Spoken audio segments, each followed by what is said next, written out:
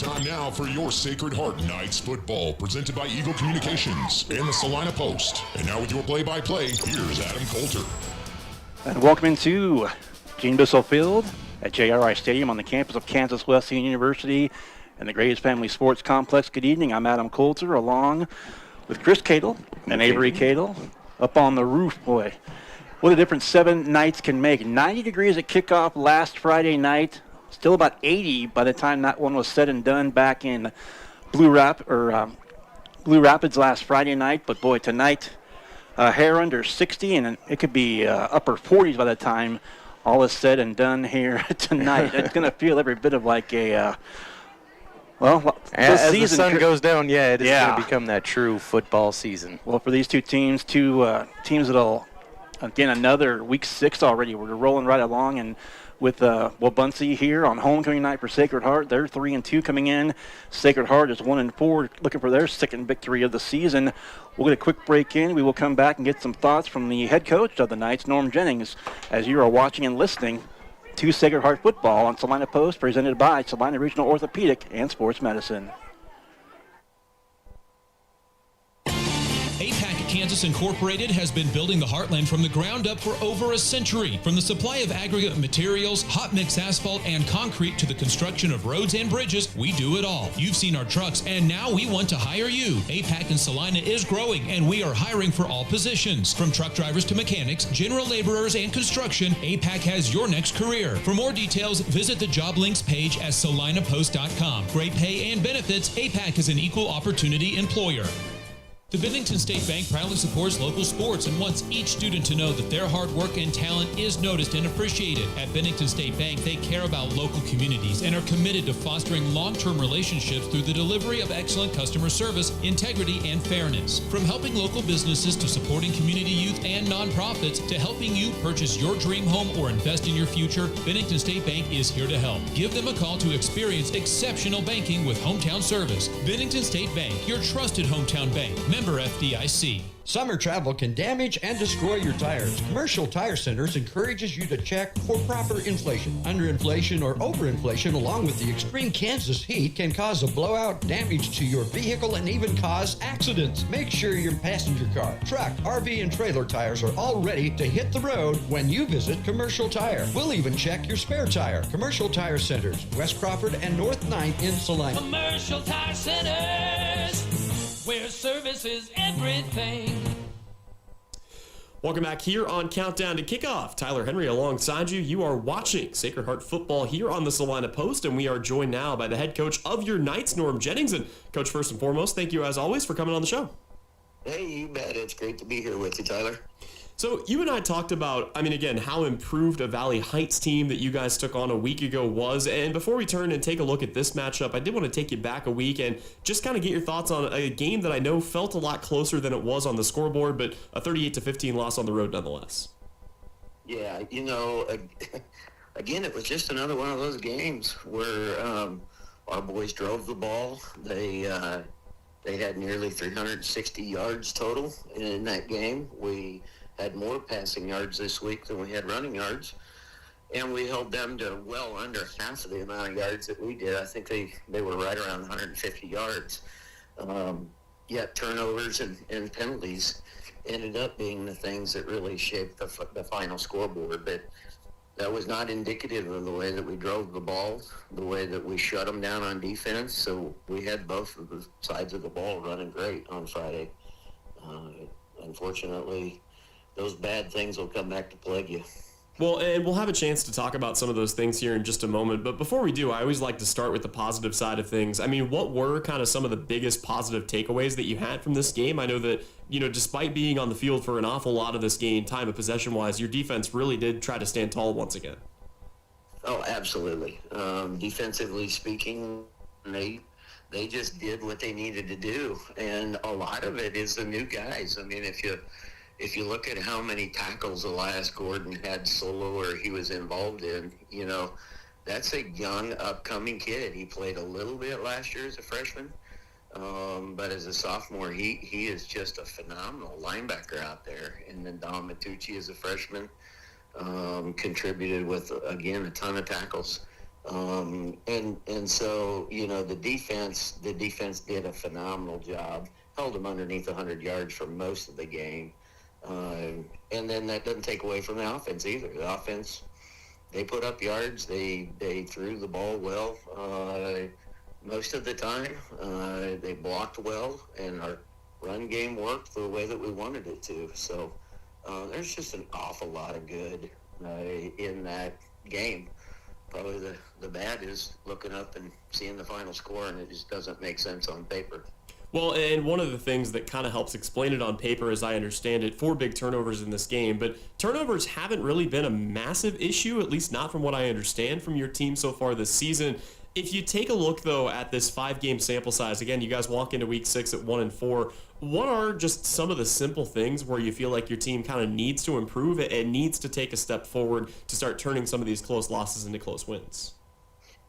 I think if they continue to focus on the things that they can control out there on the field, we've talked about it each week. We have been injury plagued this year. Some years you go by and you're fairly unscathed. But in the second quarter of this game, we had Evan Bogart go down with an ankle injury. And that's a two-way 5-year starter. That's phenomenal fullback, phenomenal DN. And that just hits the boys so hard, and there's some natural panic, and are we going to be okay? And so it's just becomes instilling a belief that, hey, the guy that's coming in, well, he might not be Evan, we're going to be okay.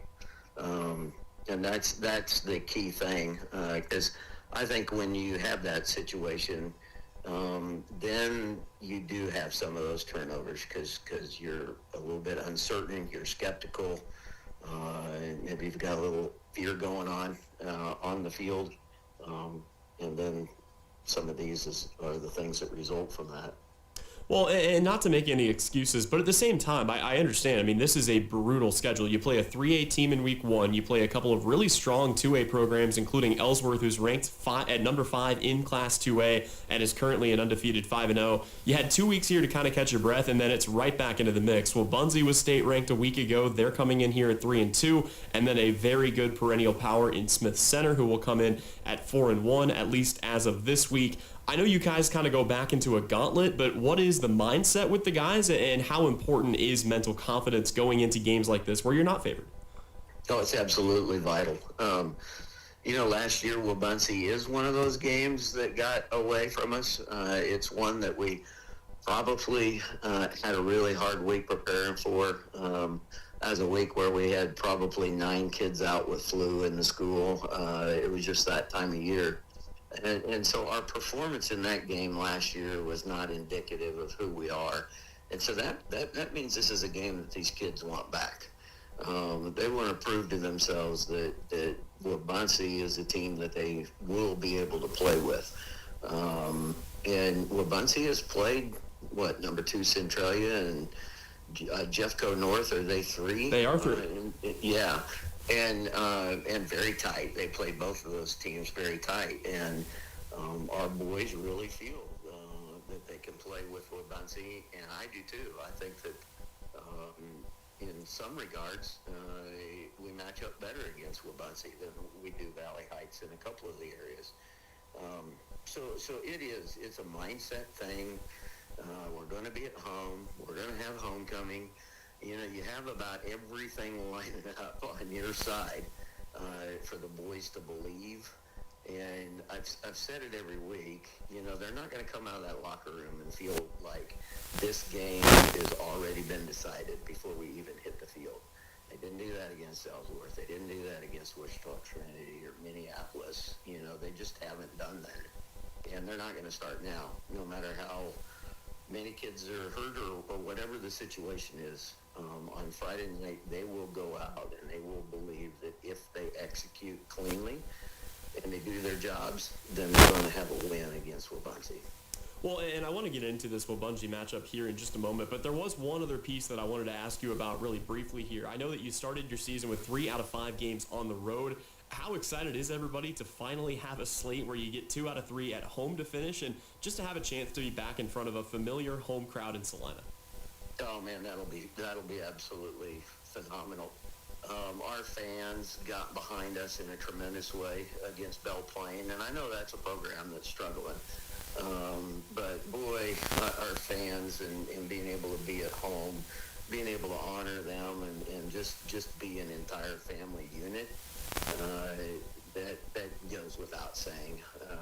We can't wait to do that. We can't wait to just hopefully bring them another win, but definitely just show them how far the Knights have come over these last couple of years. Well, let's go ahead and talk about this Wabaunsee team that you guys will face here coming in this week. Like I said, they do drop out of the top 5 rankings, at least according to K-Preps, but still a phenomenal squad. They come in here at 3-2, and to your point earlier, a couple of contests against ranked teams in Jeffco North and in Smith Center. When you have a chance to break this Wabaunsee team down on film, I mean, what are some of the big things that stand out to you right away about the way the Chargers play? You know, it's just another coach that I respect so much. He's been working hard to establish a program there, and it took many years to get to the level that it's at right now. And he's got buy-in from the middle school team. He's got plenty of fan support.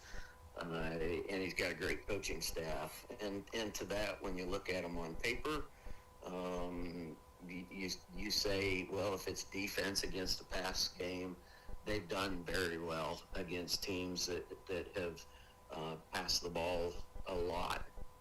They've got great coverage. They can flow to the ball well. They've got very good linebackers that will flow inside out. They'll hit a hole just as hard as what our linebackers will. And then offensively speaking, you know, they're not afraid to pass on you, and they've got a good ground and pound game. And that sounds awful familiar because that's our recipe on both sides of the ball as well. Well, and I wanted to talk about the ground and pound game because you can't talk about Wabaunsee without talking about why it works. He's been excellent again this season, a true dual threat quarterback. He leads the team in passing. He leads the team in rushing. When you play against an individual athlete of his caliber, I mean, what are the keys for your defense? Maybe not to stop him, but to at the very least limit what he can do and kind of contain his playmaking ability.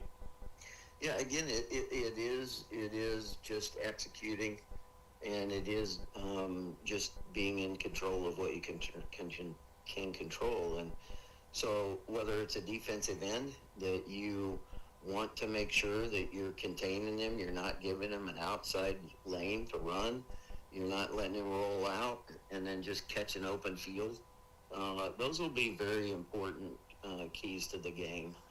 When you have a quarterback that can't throw it near as well, or he's not a scrambler, then you can get a little bit more aggressive against them. And I think that he poses the same type of threat as what Mikey does. He reminds me of Mike Matucci. If you give him a lane in the middle and you give him an A gap and he's dropped back in the pocket and he sees that lane, then all of a sudden you've got to bring down one of the better runners on the team. And so there's no doubt that's the guy that we face. But it's just another high school guy that we're going to match up against. Well, last thing for you here, Coach. Again, we ask you this every week, but when you kind of take the overarching view of this matchup, what are the biggest keys to the game for Sacred Heart to come out and pull off a win that, again, like you said, your guys in the locker room believe very much you can come out and take? You know, we're going to have a game where we do not turn the ball over.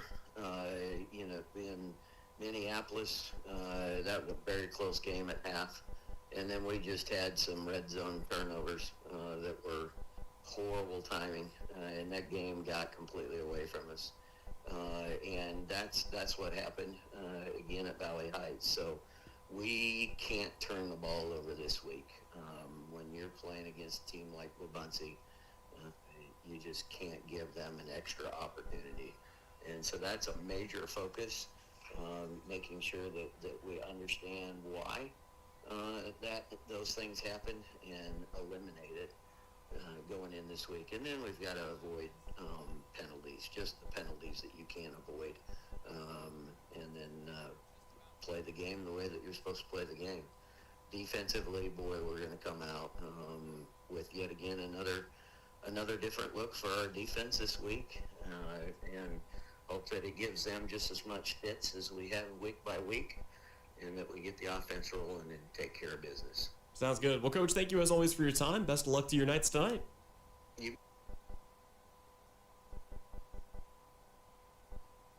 It's time now for your Sacred Heart Knights football, presented by Eagle Communications and the Salina Post. And now with your play-by-play, here's Adam Coulter. And welcoming you in one more time here to Gene Bissell Field at JRI Stadium at the Greatest Family Sports Complex here on the campus of Kansas Wesleyan University. Adam Coulter, Chris Cadle, and Avery Cadle on the broadcast this evening. A big return on the opening kickoff. Miguel Hernandez trips to the near side on the right for Wabaunsee. Penalty backs him up 5, and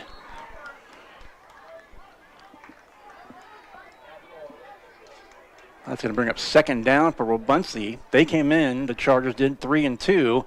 Meanwhile, the Sacred Heart Knights 1-4, and well, not the best way to start this one, Chris, but that was a nice kick by Cameron Yohe for Sacred Heart, but a nice run as well to return the favor. Good return there.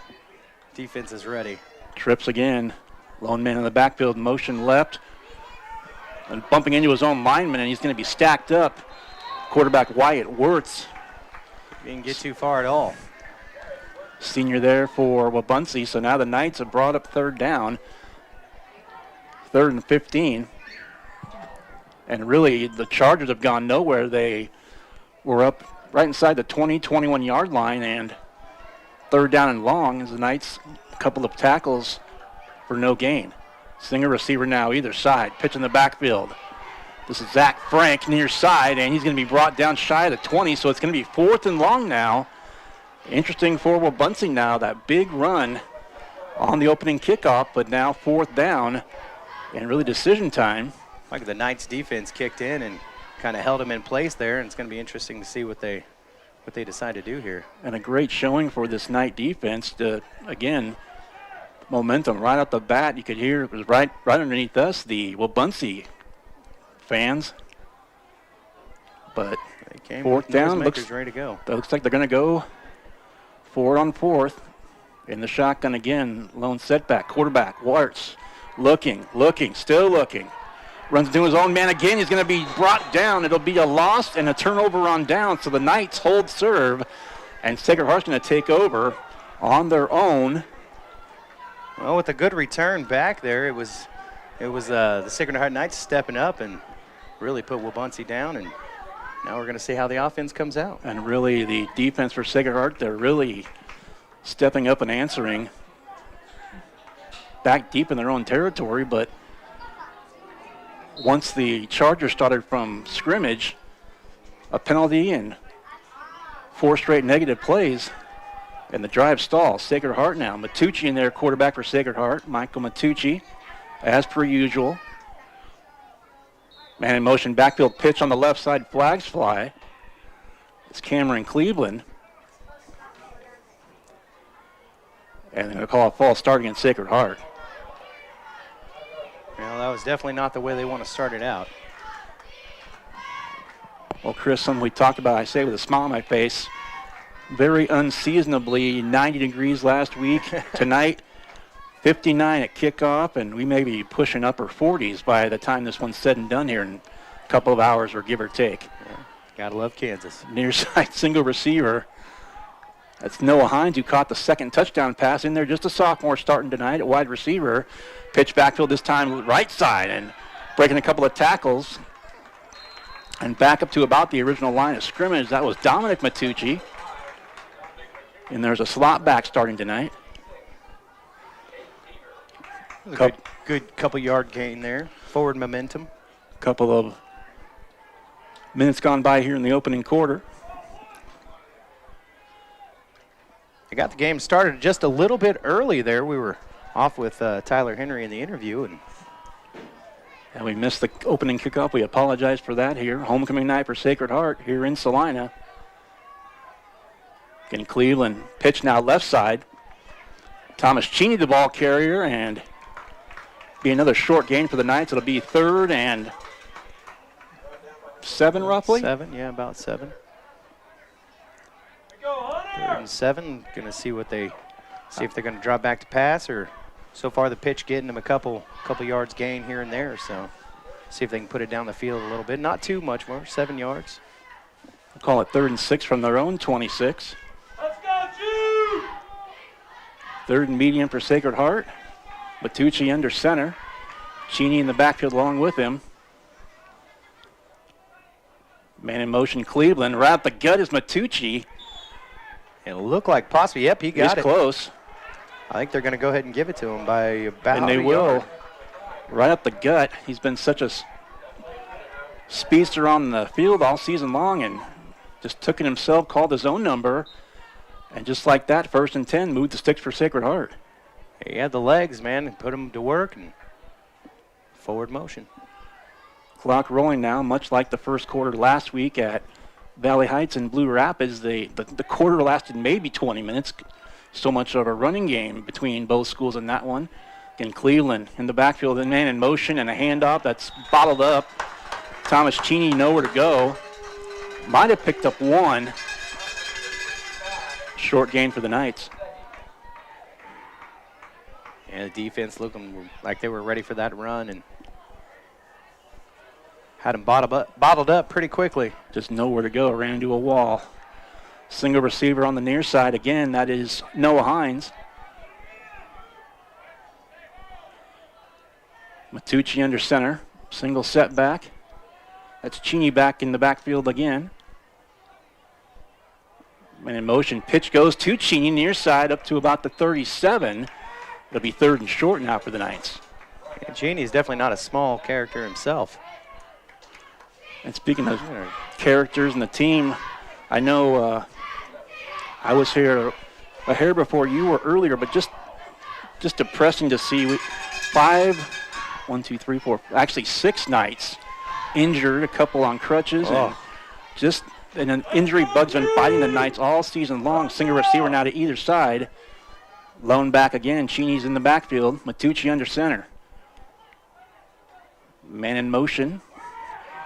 Option right. Matucci keeps it, juking and jiving across the 40 up to about the 41, maybe the 42. Close to another 1st down for the Knights. Pretty close, yeah. I'd say we're within inches here. Not even a foot, I don't think. And he's pretty wiry, dodging and ducking and dodging. He's been fun to watch all year long. Well, the referees are going to measure for this one. They gave him the first one without a measurement. They're going to bring out the chains and. I say it was from here. You've got your new glasses here, so you've got the eyeballs to see, but I couldn't quite tell. It looks like it. Boy, by the nose of the football, literally, just enough. 1st down, Sacred Heart, and I mentioned the running plays. The clock has been rolling. We're less than a minute from the midpoint here. Just over 5 minutes gone by, and just under 7.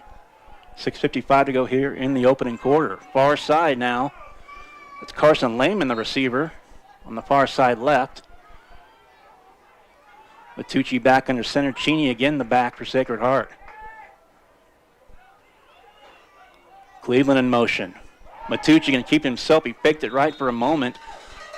It'd be a 3 or 4 yard gain across the 45 down to about the 44 for Sacred Heart. Well, they're driving forward while holding on to possession here. And as long as it's forward progress, and I think they're going to be happy with this, even with the injuries. And again, not bottling it up, or not, I should say, not shooting themselves in the foot like they've done at times off and on, where every play has been a positive one thus far on the drive. Single receiver either side. Cheney again in the backfield. Now Cleveland man in motion. Left and right. Matucci rolls to his right and tackled for another short loss. 3rd and medium for now the Knights. It'll be about 3rd and 5 as they're approaching midfield. I think Wabaunsee was catching on a little bit to that one and just really watching for him to go. And it's tough when you got to watch your receivers, watch your running backs, and you got to watch your quarterback with legs.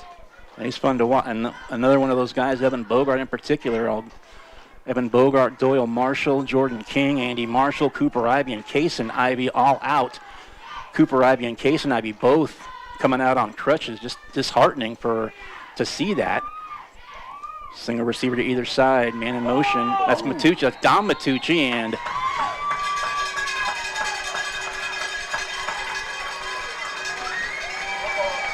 was it a fumble? I think it was. I think it was he dropped the snap.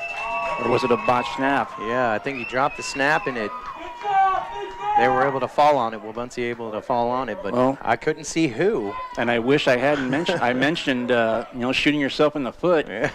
And of course, a play after I say that, It happens. And then they quickly back to the line. Here comes Wabaunsee. Their second offensive series. Trips to the near side. Single receiver far side. Back. And that's going to be a sack in the backfield. You're going to get right in there. That was Leon Rowe, 5'9", 211, and a junior, with the sack. And they were trying to take full advantage of that time frame just to hurry up and get out and go, but Sacred Heart really brought it to them on that one. So the lineup now, single receiver to left and right. Snap in the backfield, and see which side this one's going to go on. It's going to be offsides against Sacred Heart, so it's going to move the Chargers back up 5 yards, and it'll be just beyond the original line of scrimmage, so it's going to be about second down and 9 now for the Chargers. Quickly back up to the line. 2 in the backfield. Handoff right side to the 40, far side, first down, and it'll be a big gain beyond the 30. That was Zach Frank on the carry for the Chargers. Frank just found his line and ran right through. He was able to find that hole. Take full advantage, so. And inside the 30 now, the Chargers trying to take advantage of the turnover against the Knights. Under 5 to go, opening quarter here on homecoming night from Sacred Heart. Again, quarterback Wirtz keeps it, and now giving chase. Missed tackle there, knocked out of bounds by a trio of Knights. Matucci, Dom was in there. Also Thomas Cheney among those pursuing. Wyatt Wirtz, the quarterback of the Chargers, knocked him out of bounds. But gaining about 7 or 8 on the play, second down and short now for Wabaunsee. Looked like he was contemplating a pass, but Knights got right through, and he had to just take off. I don't think he had a choice. And got what he could. Single receivers to either side. Flags fly again. Quick jump. And that's going to go against Sacred Heart one more time, so it's going to bring up a first down. It's going to put Wabaunsee in the red zone and give them an automatic first down. Well, give them a first down with the yardage. Spotted at the 18 now. Single receiver, 2 in the backfield. Going for the end zone. Not overthrown and intended for Cole Frank. Back there in coverage for Sacred Heart. Had Michael Matucci in there. It was almost a pick. It was close. It was close. Up there. Dangerous pass. That was also Carson Lehman back in what wound up being double coverage there for the Knights. 2 blue jerseys, only 1 white one. 3 in the backfield. Wirtz under the gun again. Back in the gun, I should say. Handoff. This is Alex Beggs. Runs to his right for a short gain.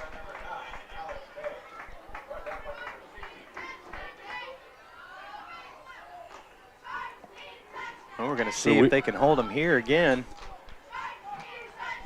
The second time now the Knights have been backed up deep in their own end. And yeah, we'll see if the defense can come through one more time. It's 3rd and about 8. At the Knight 15. Single back this time. Handoff to the right, and it'll be another 3 or 4 yard gain on the carry. Miguel Hernandez for the Chargers. And that's who returned that opening kickoff, Chris. He's Yeah. much like he's got some speed. I was a lot like Michael Matucci, the quarterback for Sacred Heart. They can both do it with the legs and make some guys miss tackles as well. Single receiver, right and left. Man in motion. Handoff to him again. Hernandez with it right along the 15, trying to turn the corner. Breaks one tackle and knocked out of bounds on the near side, inside the 10 to about just inside the 9-yard line. Looking pretty quick to get to the outside. Hernandez. Small in stature, And but fast. And I wasn't even looking at the down. They just turned it over on downs. Oh, well then. That was the 4th down. So they did hold. There you go. Here I was just watching the run. The board's on the opposite end from where I'm looking, so you get kind of lost in the game. Well, here we go, offense on the field. I just don't like to admit it, especially big plays like that. Single receiver to both sides. Matucci under center. Cheney in the backfield for Sacred Heart. Left to right, moving here as we view it.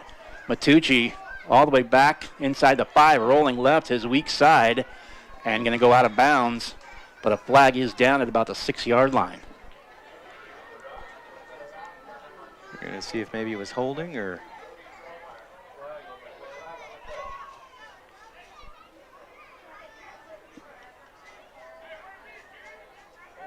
You got it. So I thought it was a little pause there, and he had a little bit of time, so. Well, that'll back him up half the distance. So we're going to go from the 9 to about 4.5, right between the 4 and the 5. Here comes Cam Cleveland back on the field into the Knights huddle.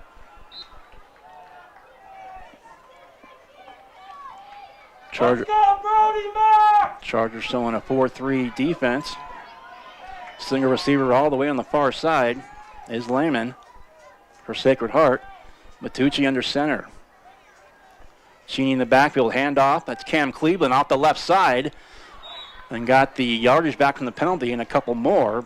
Back out beyond the 10 to about the, I think the 13. Give him a little wiggle room at least. Between the 13 and 14 it looks like. It's a lot more manageable second down for Sacred Heart. A little less stressful when you're not standing in the end zone. Absolutely.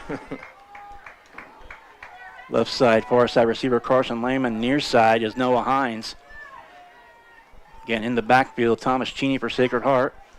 Man in motion left and the right. Matucci, option left, goes to Cleveland. And brought down, that'll be a loss of maybe 1 for Sacred Heart.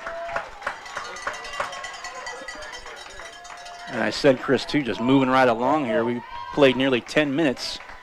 Yeah. Just zipping right along there. For the most part, both teams keeping it on the ground. And even the penalties are going quick. Nobody's arguing about it. Everybody's just, okay, let's get on and move on with it. Absolutely. Rolling so fast that we didn't even catch the turnover. Something I thought might have been a factor in really the flags. Southeast wind between 10 and 15, but the wind has not been a factor really, at least not yet. Right side with it. 20, 25, still on his feet, 31st down, Sacred Heart's a foot race now, and brought down from behind the ball carrier, Dom Matucci. Big first down run. Tackle made by Wyatt Wirtz for Wabaunsee. Now that's how you get to the other side of the field right there. Spot him just shy of midfield, just shy of the 49. Boy, they started at their 9, had a half the distance to the goal line penalty on the hold. That's going to get the offense fired up now. Absolutely, and the crowd for that matter. 90 seconds left here in the opening quarter. A single receiver again to both sides, left and right for the Knights. For that same formation they've been keeping. Man in motion. Fakes a handoff, goes option left again. Cleveland from Matucci.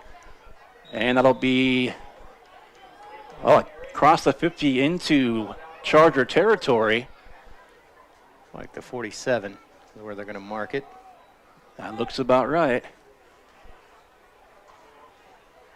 On the move, he ran into a wall of Chargers coming straight up the middle, so we're going to see what they do here. Just under a minute left in the quarter. 2nd and 5, 2nd and 6 right in that ballpark. Nice back to the line. Hines going to line up near side wide receiver, the single receiver for the Knights. Cheney again in the backfield. Matucci under center once again.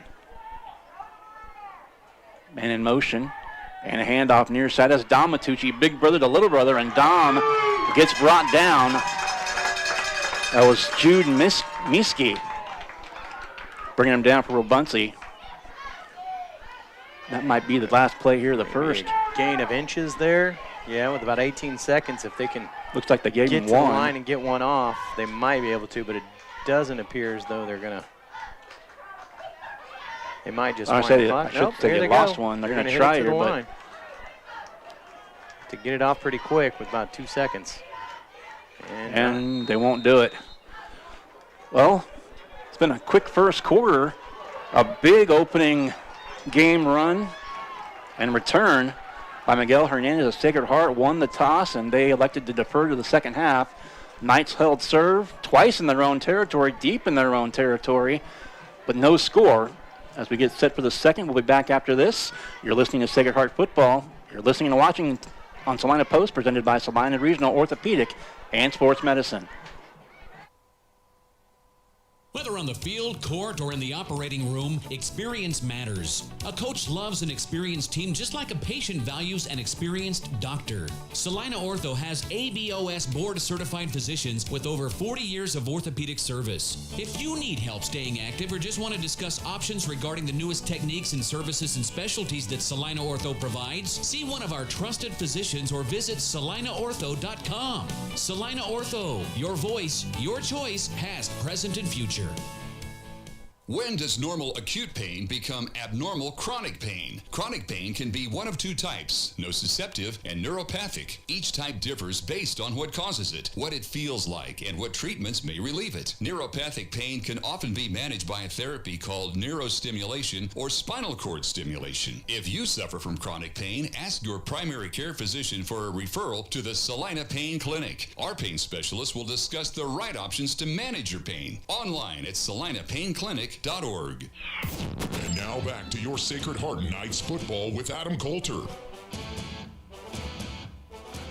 And back at JRI Stadium here in the campus of Kansas Wesleyan, and that's going to be his quarterback sack. That was Hunter Ritter in the backfield, a big loss for Sacred Heart. It's going to be 4th and long now, just about to the original line of scrimmage, so it's going to be, call it 4th and 10.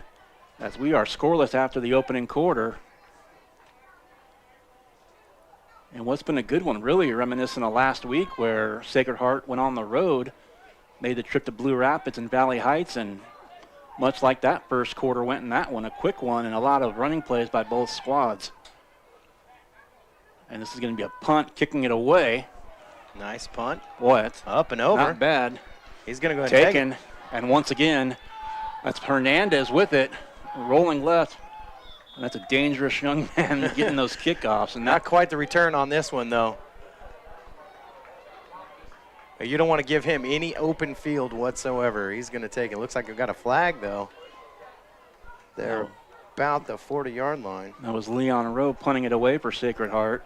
Oh. Opening minute here of the second. We got a bad tackle. Blocking the back. Blocking the back, yeah. From the. Okay. I was just looking at that, actually. Thank you.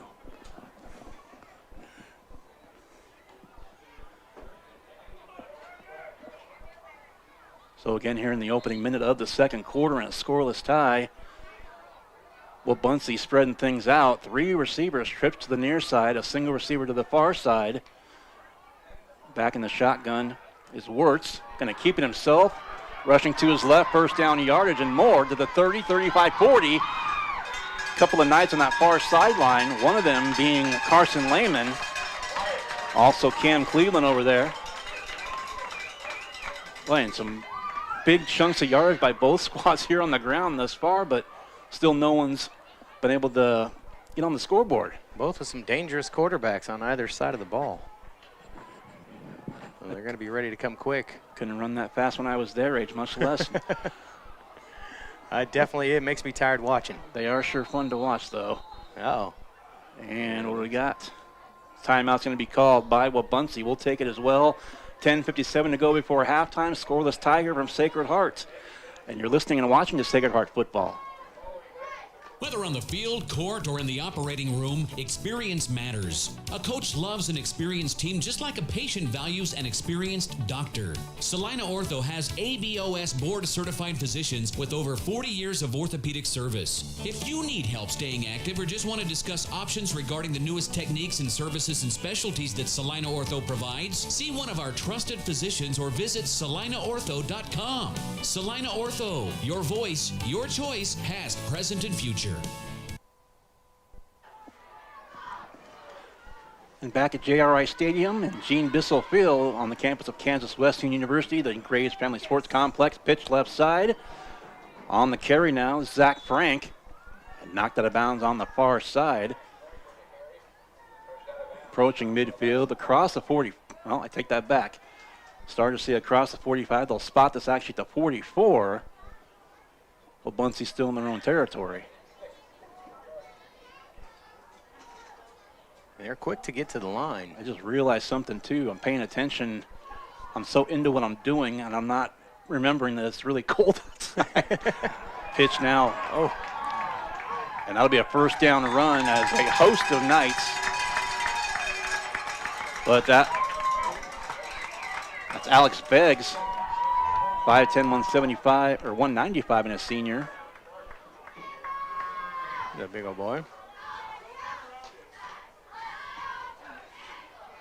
And bottom line. Kind of ran right through like a Mack truck, but it took about 3 Knights to take him down. And it took the ball back into Knight territory at the 44, first down and 10.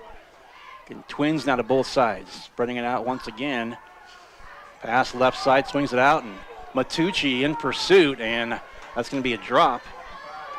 Miguel Hernandez might have took the eyes off the ball for a second, knowing Matucci was coming at him. But nonetheless, it is a incomplete pass, second down for the Chargers. Yeah, he definitely saw him coming and took his eyes right off. Trips to the left, single receiver to the right. Here's Wirtz scrambling and brought down by a trio of Knights just shy of the 40. It's like between the 41 and 42. It'll be about a 3-yard gain to the 41. We'll call it third down and 7. Another big play here for the Knight defense to keep this Charger drive at bay. Snap again to Wirtz, rolling to his left. Still rolling and stopped when brought down by a couple of Knights. He tried to push his way through, but that wasn't happening. He tried, absolutely, like you said, but it was almost like a power slam as they both went down to the ground. Ran into a wall of blue. Yeah. And they're proving to keep that kind of red zone mentality all the way down the field here as they get. They've had a couple lucky breaks breaking through, but they've really been trying to hold them to that. Hold them to the line right here. We're going to see what happens. All between the the 38 and 39, fourth down play, and a stick. And that's going to be another turnover on downs, the initial hit. Thomas Cheney with it. And it looks like he's staying down for just a little bit extra. Shaking it off as he comes back up. That was hard hit and held him there for that turnover. Another short gain, but all in all, it is a turnover on downs, a second one against Wabaunsee. Knights back to the line. Noah Hines, single receiver on the far side. Single back, Matucci under center one more time. The man in motion. It's Carson Lehman. Ball goes to him on a pitch. Lehman to his right, fighting for yardage. That's going to be a nice gain on first down. It'll be second and short for the Knights.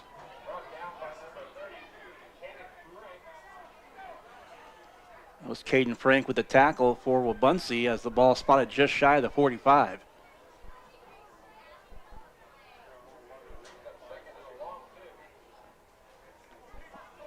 Second and short for the Knights. Single receiver far side again is Hines. Near side, Carson Lehman. Single receiver there. Cheney in the backfield. Lone back. Snap to Matucci. Cleveland in motion. Option left. It goes to Cleveland. Skips around. First down yards and more. 2 men to beat, and he's brought down. That might have saved 6. As back there, Wyatt Wirtz made the tackle. Also, Weston Johnson back in coverage for Wabaunsee. And they were the last 2 that probably just saved 6 for the Chargers. If he could have got past him, I think he had the momentum to go all the way. But I'm telling you, he was pushing right through people at the scrimmage and heading forward. He had nothing but green grass between himself and the end zone. Sometimes that takes in where you got to – if they get those juke moves on you, then you really get lost. But nonetheless, a big first down for the Knights. Under 8 to play before halftime. Dom Matucci in motion. A flag flies.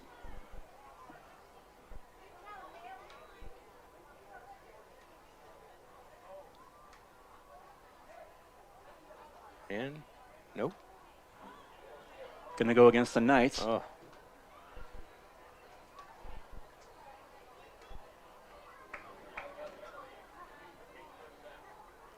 So 7:40 now in the second. Again, Adam Coulter, Chris Cadle, and Avery Cadle. Hope you guys are staying warm up there. Yeah, they're there. We're up at the top up here. It's a nice view up there, but there's no wind block. We're in the climate controlled press box. They're up in the penthouse suite, but in the elements. So Avery, thank you very much. As you've done the work all season long. There's another snap, and that might be 5 more on the Knights, and it will be a false start against Sacred Heart. They're going the wrong direction. Yeah, it looked like he just got a little bit too much of a jump. Maybe that was number 5.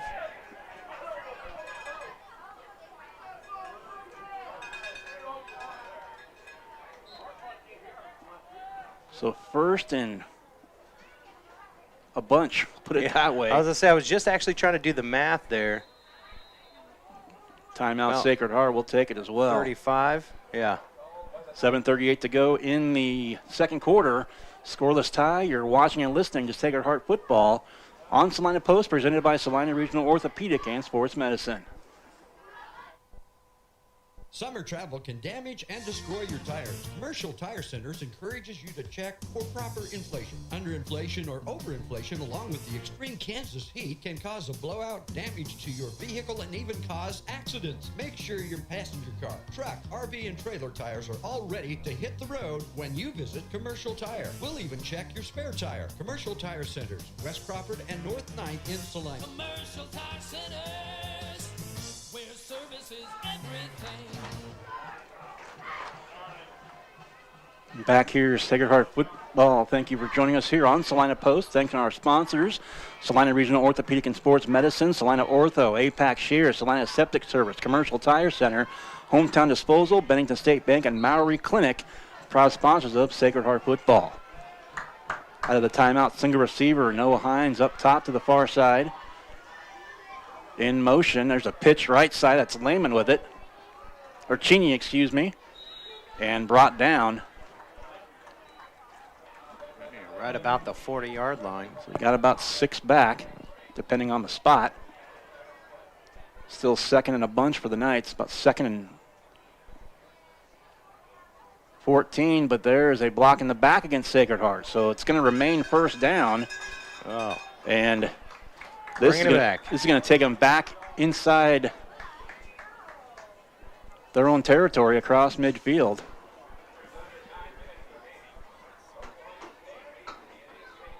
So all the way back to their own 41, and a first down and well, the flags plenty. They're getting penalized more tonight than I've seen.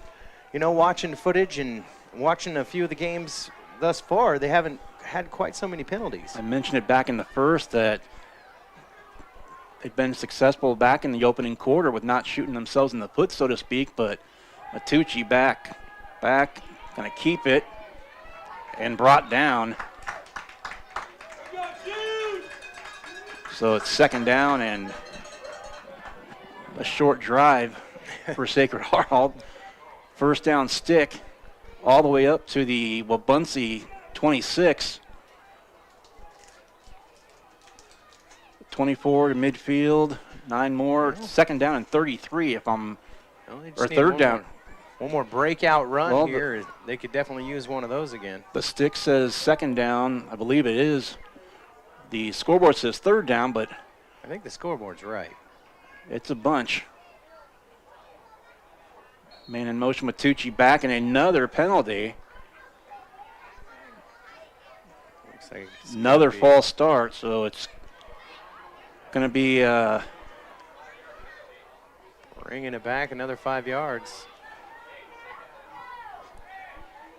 You know, if you can't overcome challenges in life, and well, you know, sometimes you want a bigger challenge. self-inflicted, but I don't think they wanted this. You know, if anybody can bring him out of it, it'll be Matucci.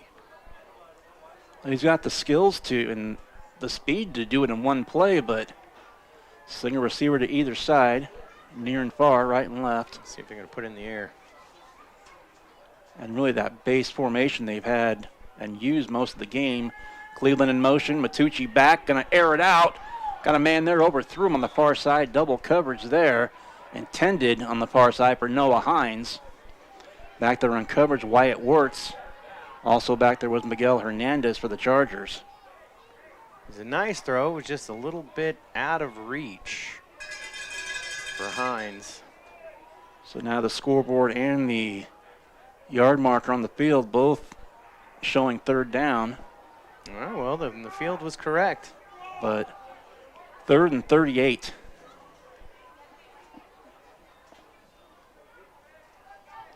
You don't want to air it out and risk a turnover.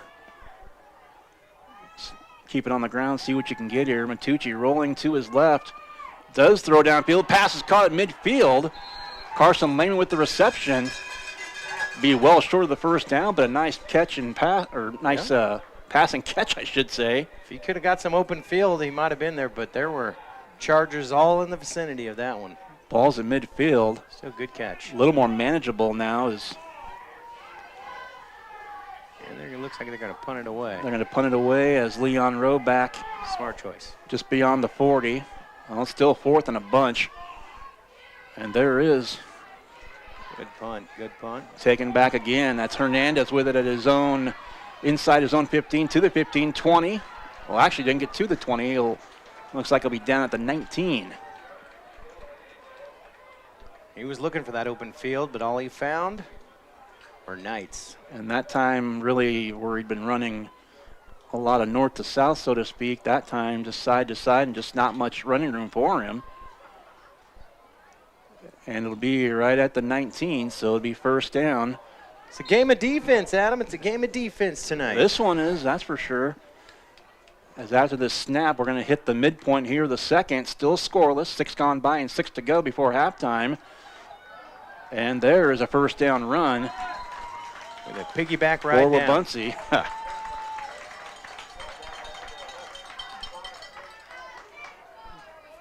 He had a Knight on his back for a yard or two there.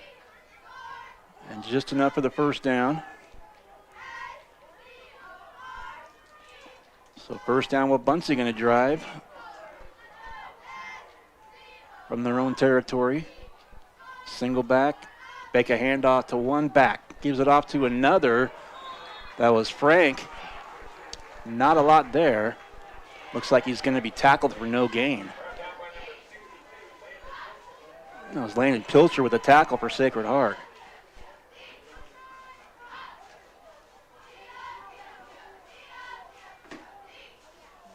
I was a little worried my hands were going to get cold. I went and got some gloves, but so far so good. Well, I think Pretty decent in here. I think we're lucky because it's still not nearly earlier today. So windy. Little dump pass over the middle and tackled immediately. Floating past to Cole Frank, brought down. About a 5-yard gain. I believe that was Carson Lehman with the tackle for the Knights. Under 5 to play before halftime. We're still scoreless on homecoming night here for Sacred Heart. Both of these teams playing for playoff seeding in their district. And there's another nice pass. That's going to be good for a first down beyond the 40. Spot this one between the 37 and 38. Matucci with the tackle for Sacred Heart. And the drive continues. New set of downs and almost across the halfway point. Left hash on the far side, ball right on the 42. Snap, little trickery in the backfield. Hernandez spins her out of one tackle. In there on that one as he's brought down just beyond midfield. Cam Cleveland among the Knights on the scene for that one. Martinez with some fancy footwork up the middle there. That's exactly what I was talking about, was those juke kind of moves and able to spin and get around the defender, and he was able to do that a couple times, but he's done that thus far, really the entire first quarter plus, but still not able to hit pay dirt for points. That's going to be a tackle for a loss in the backfield, a sack. Wyatt Wirtz brought down. Like he was looking down the field, couldn't find much, and decided to try to have to take it.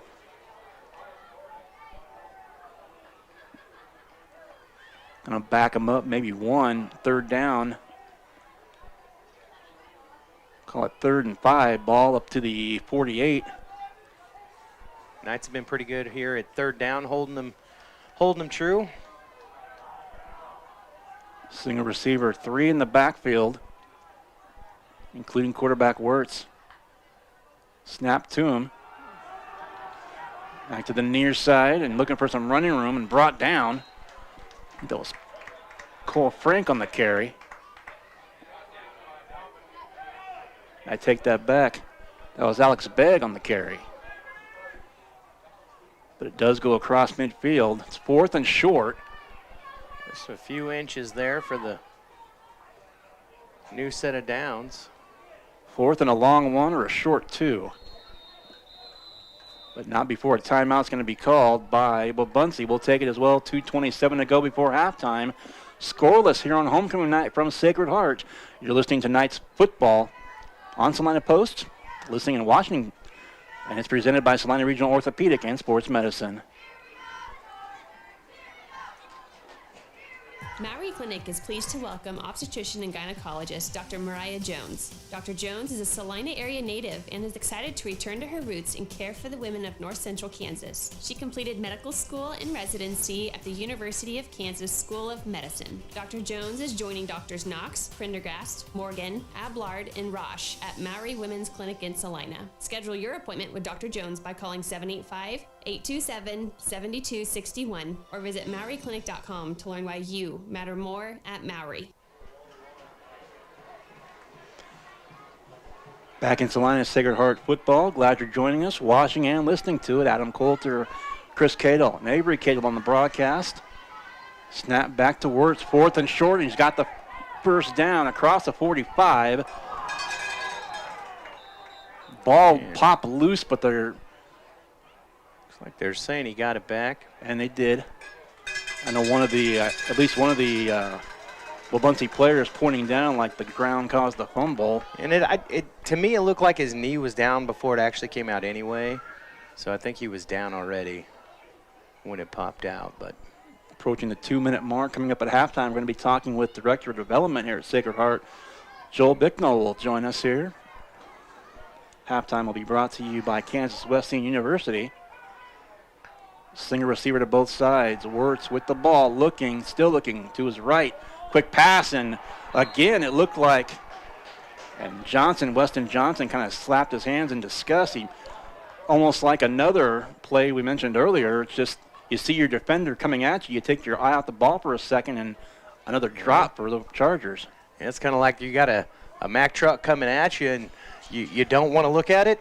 You do just a little. But you know it's coming, and you can't help but look at it. Trips to the left, far side, single receiver near side, single back. In motion is Frank, and the pass goes to him. Frank left side to the 40, and he's going to be brought down right there. A couple of Knights in on the tackle.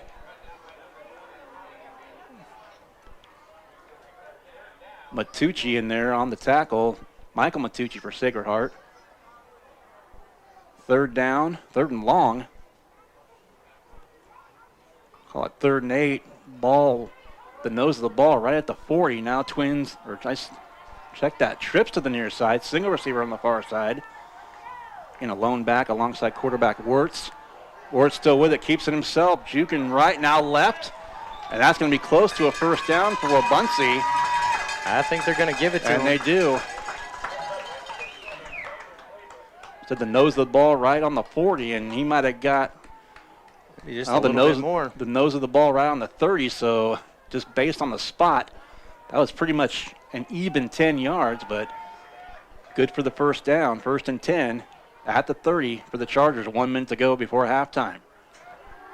Fakes a handoff. Wirtz with it and brought down.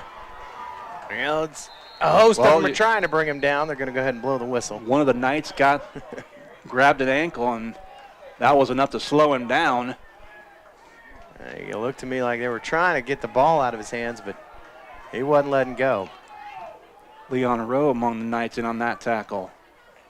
Just over 30 to go here. 2nd down and long for the Chargers before halftime. Man in motion, single back. Wirtz with it, looking, still looking. Thought about rushing himself now, near side. Pass is caught, 10-5 touchdown.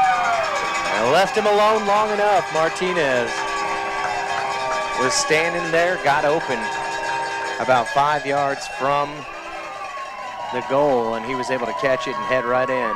Miguel Hernandez. Miguel Hernandez. That is a dangerous person to leave open and ready, and looks like they're going to go for 2. And we went so long for that first half. Miguel said open the game. Snap in the backfield. Wirtz throwing to his left. Now going to try and turn the corner, and he's in for 2. He caught that corner in over there and took that extra 2, so we're now at 8-0. So 19 seconds left before half. Let's take a quick 30. 8-0. Chargers on top in this one. You're listening and watching to Sacred Heart Football. Looking to take the next step in your career? Consider an MBA from Kansas Wesleyan. You can complete the program fully online in as little as 1 year, and your last class is free. Want to be a part of one of the region's fastest growing universities? Visit kwu.edu/MBA today. That's kwu.edu/MBA.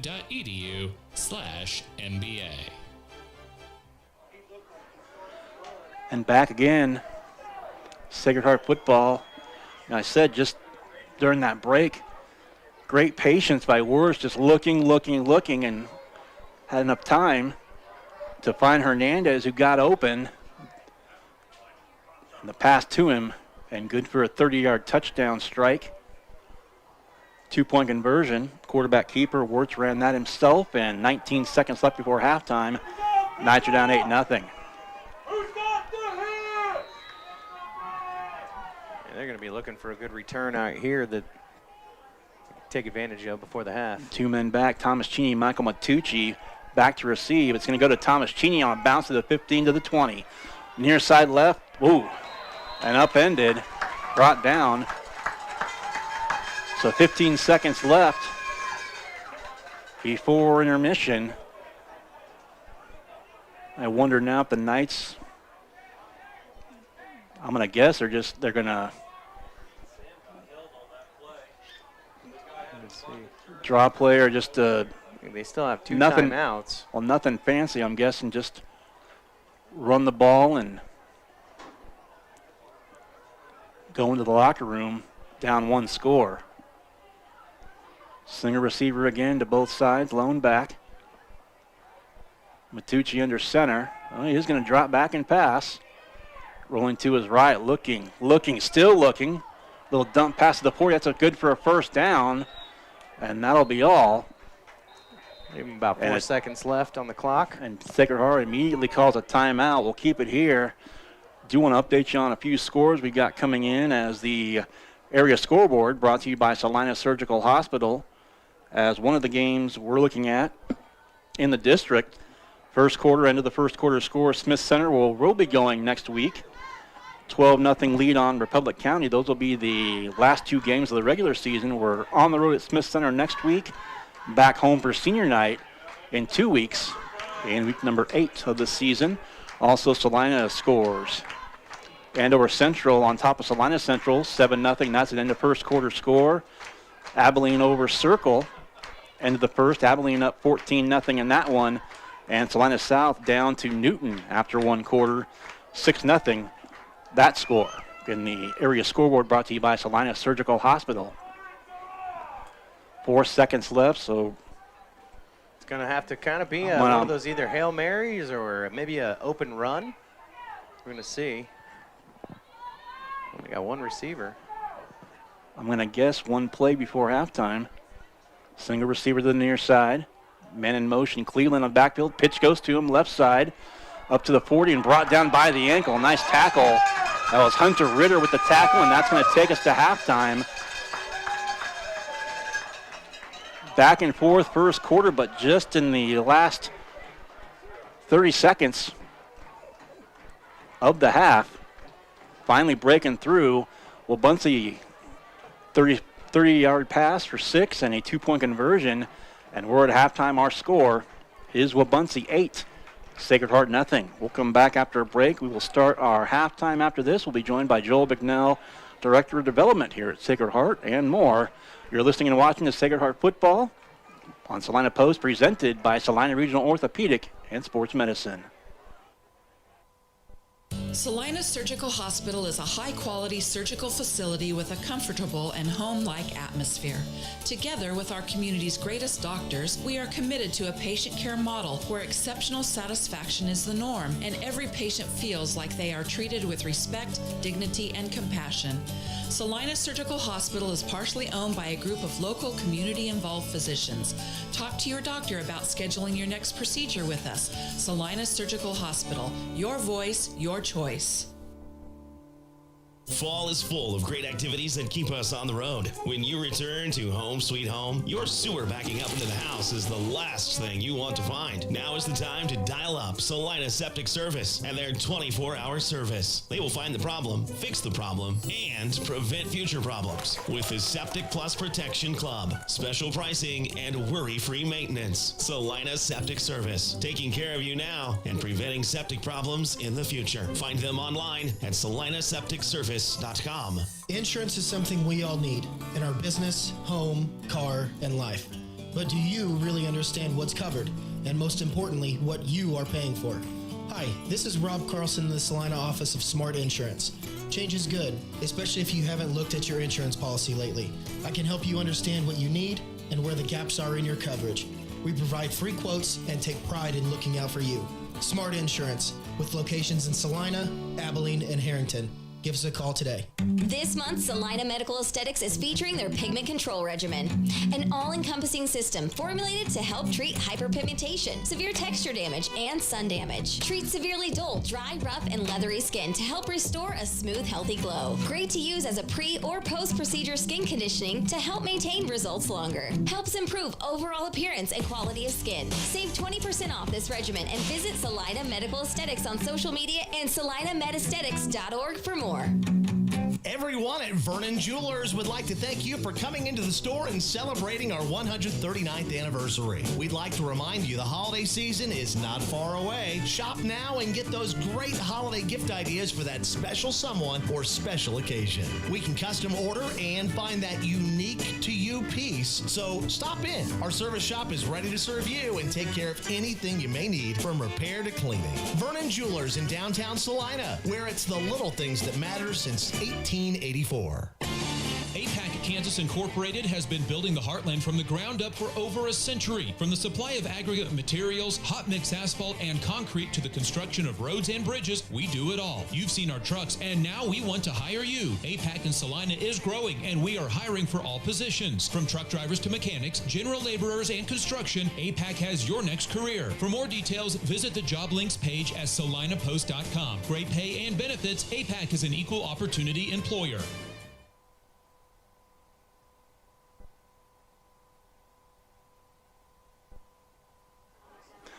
Welcome back to Sacred Heart Football here on Salina Post, presented by Salina Regional Orthopedic and Sports Medicine. Halftime here, and our score here on homecoming night for Sacred Heart. Boy, back and forth first quarter, a big run to start the game for Wabaunsee. Big return by Miguel Hernandez, but into the red zone. But the Knights, a penalty and 4 straight plays for negative yardage, and they thwart the drive for Wabaunsee. Meanwhile, Sacred Heart also forcing 2 turnovers on downs. In addition to that, Sacred Heart themselves some penalties in the second quarter, several in a row, but ultimately, back in the last half minute or so of the second quarter, I should say, Wabaunsee, a 30-yard pass, and again, I mentioned Wyatt Words, quarterback for the Chargers, just showing some great patience back in the pocket, finally finding an open man. Miguel Hernandez caught it for catch and run for 30 yards and a touchdown to make it 6-0. Wirtz kept it himself with a 2-point conversion. That was successful. And we sit here at halftime, and the score is 8-0 as Wabaunsee on top of Sacred Heart. Also want to remind you to tune into KINA later on tonight, 10 o'clock, for the Kansas High School Football Scoreboard Show. Hear scores and game wraps from across the state of Kansas, brought to you by Home Automotive Centers and Salina Surgical Hospital. Halftime brought to you by Kansas Wesleyan University. They are off. Their bye week is this weekend. Tomorrow, back at KC, they'll take on Avila. That'll be a noon pregame, 1 o'clock kick. A week from tomorrow, on Saturday the 14th of October, you can hear the Wesleyan game, that one and all of them, here with Tyler Henry on the call, the voice of the Yotes, the voice of the Coyotes. And you can hear that live on KINA, 9:10 a.m. or 107.5 FM every weekend, every Saturday on KINA. That said, halftime here, Joel Bicknell, Director of Development for Salina Catholic Schools. That's right. Welcome. Yeah, nice to be here, I'm Adam. going to move that a little bit. There you go. All right, yeah. So, well, we talked a bit off air here, and Director of Development for Salina Catholic Schools, Sacred Heart, grade school, high school. Yes. What all does that Director of Development kind of it could be seen as a vague term. It can sure. encompass a whole lot of things. Just talk, if you would, just about the position and what is a typical day like for you? Well, most people think my job is just raising money. I like to think of it a little broader than that. I think to elevate the mission and extend the vision of our schools is what my job is. And so trying to meet as many people as possible and hear about their passions for the schools, and then hopefully plug them in on supporting where they would like to.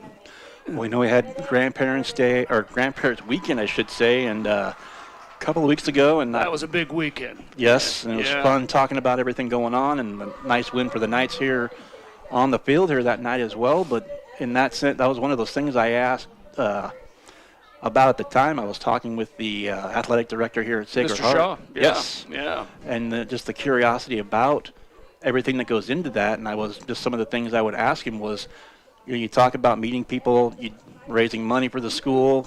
How many alumni?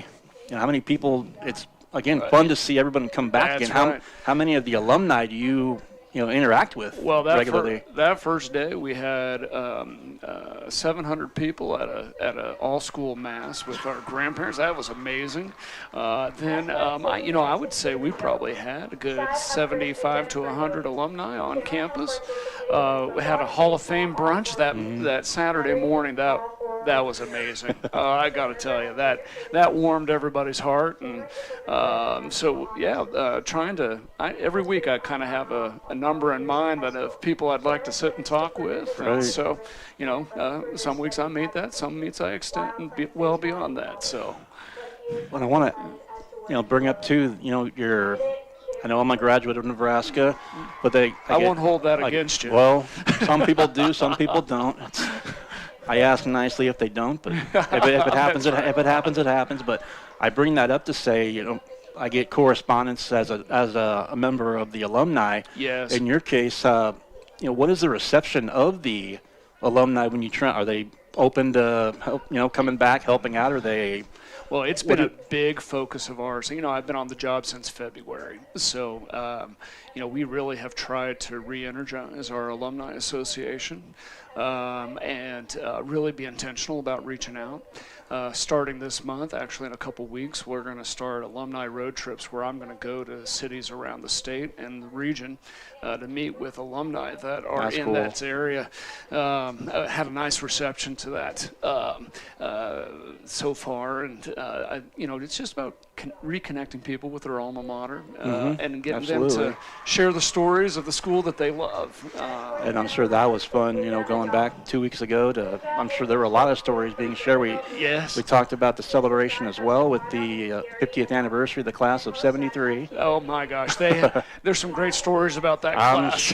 They had a good time. I don't know if they're all suitable for the air, but right. I'll leave the comment I would at say that. probably not. Right.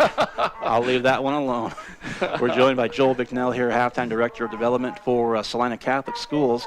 And again, Halftime brought to you by Kansas Wesleyan University. And, again, with as far as the alumni, you're talking about going around the state and the region. Yeah. Is there any crazy place, maybe abroad, or what's the farthest place of any alumni that I know? So for that alumni weekend, we had people from Alaska, Minnesota, Florida. I'm not sure we had any international, but we do have alumni living internationally. When for these road trips, I'm going to the geographical hotspots. That's going to hopefully take me to Denver and Phoenix and Los Angeles to hopefully connect with some people who are doing some pretty amazing things out there, and remind them that we care about what they're doing. Absolutely, and it goes back to there's always a story, and you get all the people together, all the stories together, That's and it's right. just a great experience. Yeah, that's exactly. You share a beer together and have a good time. Maybe more than one. That's right. Again, with the talking with the alumni and the stories and the. Oh, there's my mind going. I had a question on the tip of my tongue, and there it goes That's for a all second. right. But just the stories that you. It's about creating community. Right. Yeah, it's about bringing people together. You look at the stands tonight; they're pretty full for this community event and celebrating students and rooting on the Knights to victory, hopefully. And I thought I was just gonna ask, as far as I asked, kind of a typical day for you. What is Director of Development all encompass? I was curious about your staff and how. Sure. I know there's volunteers that go It's again with volunteers do make it for us. With Grandparents Weekend, I know there were a ton of them. Yeah. That would doing different things leading up to it and the event itself. But how many? We're blessed to have a director of marketing in Hannah Von Lentil doing great work and helping us tell our story. Renee Thompson's in the high school helping us coordinate activities there. And then in the grade school, Laura Weiser and Heidi Sprague help us out a good deal.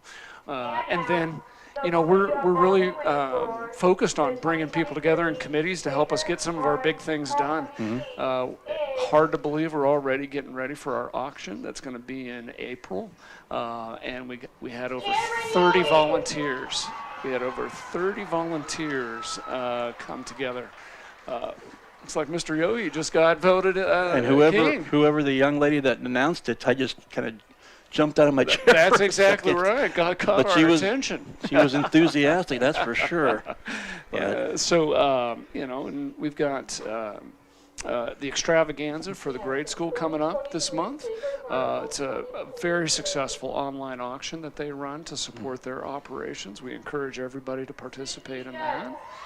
And then in November, we'll get our I Give Catholic campaign going, and that's a national effort around supporting Catholic schools and Catholic charities. So we hope everyone will participate in that as well.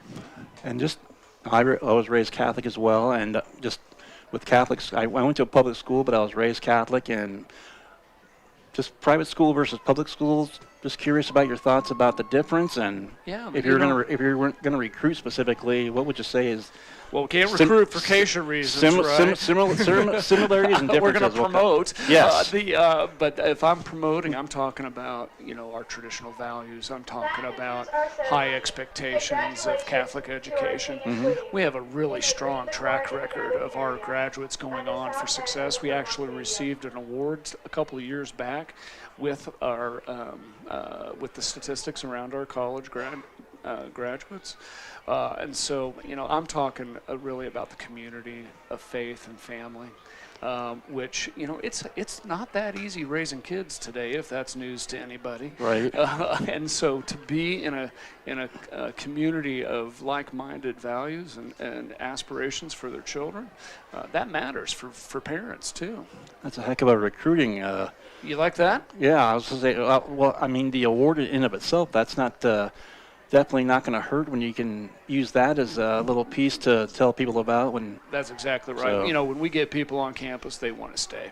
So we like that. Absolutely. Again, halftime continuing here. We named the king and queen. They're out on the field right now. We're joined here at halftime by Joel Bicknell, Director of Development for Salina Catholic Schools. And just one final question, really open-ended. Anything else we haven't talked about that you'd like to share about your position or Salina Catholic Schools in general? Yeah, I would just like to end by saying thank you to all of our supporters, those that come back and volunteer, those who come and support our nights on the field and court of play, and also those that give generously to the school. And generosity isn't measured by amount; it's measured by spirit. Absolutely. And so we want to thank all of our supporters for what they do for the school. Thank you very much. Again, that's Joel Bicknell, Director of Development for Salina Catholic Schools, the high school here at Sacred Heart, also St. Mary's Grade School. Thank you for the time. Enjoy the second half. And again, thanks for joining us. Thanks, Adam. I All appreciate right. it. We'll get a break in. We will come back and we will get set for the start of the third quarter and second half. Our halftime score, Wabaunsee 8, Sacred Heart nothing. You're listening and watching to Sacred Heart Football on Salina Post, presented by Salina Regional Orthopedic and Sports Medicine. Salina Surgical Hospital is a high-quality surgical facility with a comfortable and home-like atmosphere. Together with our community's greatest doctors, we are committed to a patient care model where exceptional satisfaction is the norm and every patient feels like they are treated with respect, dignity, and compassion. Salina Surgical Hospital is partially owned by a group of local community-involved physicians. Talk to your doctor about scheduling your next procedure with us. Salina Surgical Hospital. Your voice, your choice. Fall is full of great activities that keep us on the road. When you return to Home Sweet Home, your sewer backing up into the house is the last thing you want to find. Now is the time to dial up Salina Septic Service and their 24-hour service. They will find the problem, fix the problem, and prevent future problems with the Septic Plus Protection Club. Special pricing and worry-free maintenance. Salina Septic Service, taking care of you now and preventing septic problems in the future. Find them online at salinasepticservice.com. Insurance is something we all need in our business, home, car, and life. But do you really understand what's covered? And most importantly, what you are paying for? Hi, this is Rob Carlson in the Salina office of Smart Insurance. Change is good, especially if you haven't looked at your insurance policy lately. I can help you understand what you need and where the gaps are in your coverage. We provide free quotes and take pride in looking out for you. Smart Insurance, with locations in Salina, Abilene, and Harrington. Give us a call today. This month, Salina Medical Aesthetics is featuring their pigment control regimen, an all-encompassing system formulated to help treat hyperpigmentation, severe texture damage, and sun damage. Treat severely dull, dry, rough, and leathery skin to help restore a smooth, healthy glow. Great to use as a pre- or post-procedure skin conditioning to help maintain results longer. Helps improve overall appearance and quality of skin. Save 20% off this regimen and visit Salina Medical Aesthetics on social media and salinamedesthetics.org for more. Everyone at Vernon Jewelers would like to thank you for coming into the store and celebrating our 139th anniversary. We'd like to remind you the holiday season is not far away. Shop now and get those great holiday gift ideas for that special someone or special occasion. We can custom order and find that unique to you piece, so stop in. Our service shop is ready to serve you and take care of anything you may need from repair to cleaning. Vernon Jewelers in downtown Salina, where it's the little things that matter since 1884. APAC Kansas Incorporated has been building the heartland from the ground up for over a century. From the supply of aggregate materials, hot mix asphalt, and concrete to the construction of roads and bridges, we do it all. You've seen our trucks, and now we want to hire you. APAC in Salina is growing, and we are hiring for all positions. From truck drivers to mechanics, general laborers, and construction, APAC has your next career. For more details, visit the job links page at salinapost.com. Great pay and benefits, APAC is an equal opportunity employer. Welcome back to JRI Stadium here and Steve Fritz Field on the campus of Kansas Wesleyan University and the Graves Family Sports Complex. Adam Coulter, Chris Cadle, and Avery Cadle on the broadcast tonight. Avery up in the elements, and thank you very much for the camera work tonight and all year long from her. And Chris, thanks for joining us tonight. Hey, happy to be here, And, of course, that is my daughter, the same last name, bringing in the family. So that's how you do this, man. When you don't have a whole lot of money, you just bring your family in and make them work for free. No, we're actually paying her for her work. She is not working for free. Now me, I am on the clock. There you go. That counts for me. It all counts as, it all adds to the overall paycheck. Whatever you got to do to make it work. And we're happy to be here with Sacred Heart Knights on their homecoming night, where we just witnessed the king and queen get crowned while you were chatting there, and yes. It looked like it was actually, and this don't happen all the time, but they actually had the king and queen were the couple that came together. They were what's the word I'm looking for? He was they call it, I don't even know what I'm trying to say. It's been that long since high school for me, man. Me too. Oh gosh. Graduated in 96, so I was right behind you in 99. It's been a while for both of us. Yeah, that was last century, man. I do want to remind you, we talked about a little bit about money, and we do want to thank our sponsors for their support. And if your business would like to support Sacred Heart's upcoming games, we've got room for you. Just call Devin Haney at KINA or email him, devinhaney@gmail.com. It's DEVINHANEY@gmail.com. Call Devin Haney or send him an email and help us help support Sacred Heart Sports here with Salina Post and our various sponsors. Speaking of which, when the Knights play at home, they've got a huge home field advantage with Sage products, from paper towels to soap and items. From ceiling to floor, you will see products from Sage. You can get the same home field advantage at your home or office by visiting SageSelects.com. Easy for me to say. Also, our Gem of the Game by Vernon Jewelers, our Hit of the Game presented by the Salina Pain Clinic, Smart Play of the Game from Smart Insurance with locations in Salina, Abilene, and Harrington. Those will be coming up here in the second half and as we head into post-game later on of this one. Halftime score again, 8-0. Wabaunsee scores, 19 seconds left before halftime, right at the tail end of the first half. 30-yard pass play from quarterback Wyatt Wirtz to Miguel Hernandez, and Wirtz kept it himself, converted the two-point conversion to make our halftime score 8-0. And just a reminder as well, the Knights won the coin toss to start things off, and they deferred, so they're going to get the ball first and try and answer that late touchdown back in the first half and see if they can tie this one up here early in the third. But again, 8-0 the score. And before we take a quick break, I do want to go back again. Our area scoreboard brought to you by Salina Surgical Hospital. See if we have any updates of games of interest. Southeast of Saline leads Hillsborough, shutting them out 22-0 the halftime score there. That's with our Devin Haney. Hello, Post, Salina Post, and KINA broadcast there. Thank you very much for that. And we've got other games of interest. Have we got the game of the week score? We got that one airing now, too, and that would be Ellsworth Bearcats, the undefeated Bearcats, taking on, I'm going to have to double-check my This is what happens when I go to start talking before I have my information. Well, we've got, let me go through the scores. We've got Newton on top of Salina South pitching a shutout. Halftime score, the Railers on top of the Cougars, 27-0. Here's a good one going on. Clifton Clyde 20, El Saline 20. That's a halftime score with the Cardinals playing Clifton Clyde tonight. In that end of first quarter score we talked about, the next two teams we'll see after tonight. Smith Center on top of Republic County, 12-0. And that is, we have the Andover Central on top of Salina Central, 7-0. And those were the most recent updates we have from those particular games. So we'll be checking back in again with the area scoreboard and Salina Surgical Hospital sponsoring that. As this one progresses here, we'll get you some more halftime scores and second half scores from those various games as well. Once again, halftime here. And coming up, I mentioned the Smith Center Republic County score, 12-0 after one. Smith Center on top of the Buffaloes, and Republic County's struggling mightily throughout the season, and the Knights have yet to play them, as tonight, after Wabaunsee, back on the road. This time we'll go out west a couple of hours to Smith Center and Sacred Heart. I want to say I did get an update. It looks like halftime for the Bearcats. They're taking on Russell, and it's 19-14 currently at halftime. So Bearcats coming pretty good this year. They're 5-0 right now. They're 5-0, and they're on the game of the week. You can get that on SalinaPost.com as well. And Tyler Henry on the call of that one. Devin Haney on the call of Southeast of Saline as usual.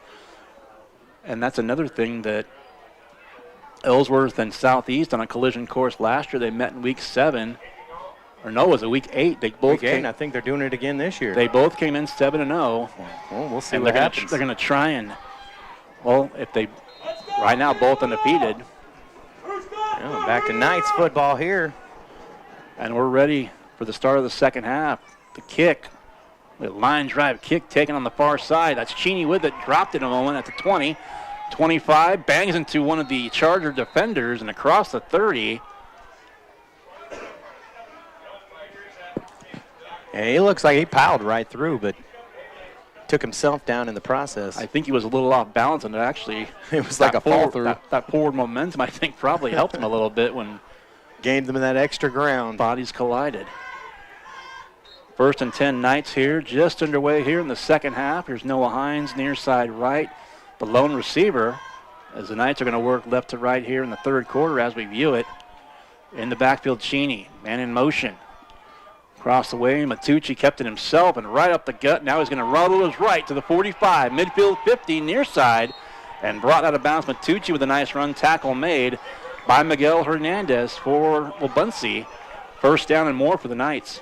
And it's about the only one who was going to catch him at that point. He was on the roll, and it had to be Miguel Hernandez coming in to make the save. And calling his own number again, Matucci really going up the middle and then crossing field to the right to the near side and trying to turn the corner. Those quick feet one more time. Far side with single receiver now left side. That's Carson Lehman out there.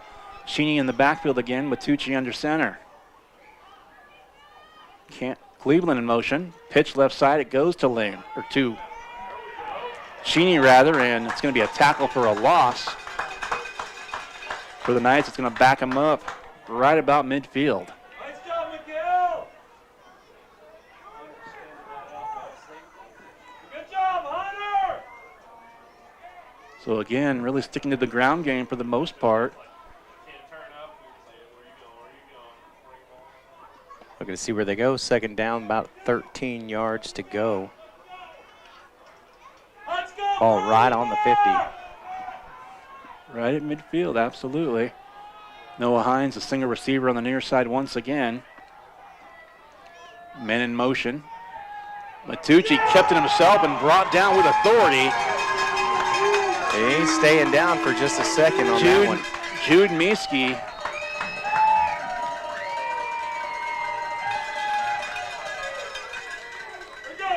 Unceremoniously dumped to the turf. Matucci's going to come out. He's shaken up at the moment, so he's going to take a moment to shake that one off. He picked up and planted. And trying to key in now on who's going to be a quarterback, at least for the moment. Trying to pick up that number, man in motion. And he drops. He's able to pick it back up. It's going to be another, and the Knights, big chunks of yardage going the wrong direction back across midfield in their own territory. It looked like,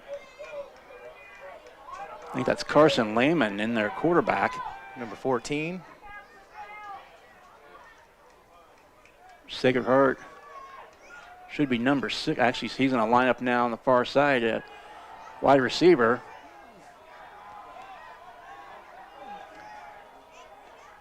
Well, they're going to punt it away nonetheless. Sacred Heart. Booming kick, far side, takes a bounce to the 21, out of bounds it goes, end over end. And nonetheless, 4th and long, and the Knights punt it away.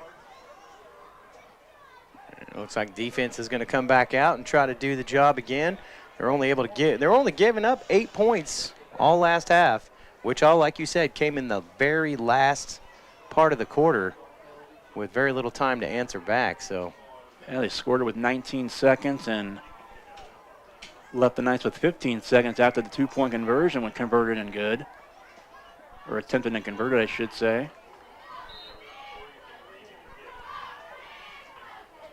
So now Wabaunsee with the ball, though, deep in their own territory, their own 14, going long, single coverage here. Pass is caught at the 41, one-on-one coverage. And right along the near sideline, 2 men to beat. And just saving a touchdown. Boy, that was...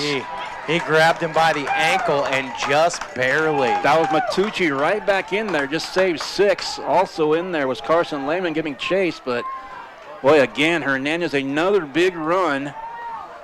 Another big chunk of yardage for Wabaunsee. Telling you, those two, it's like the only one that's going to catch either one. It's going to be Matucci catching Hernandez, Hernandez catching Matucci, but they're both quick. And one play right back into the end zone. 36, 30, 66, 67-yard run, or catch, I should say, catch and run. And end around from the backfield was Alex Beggs on the carry for the Chargers.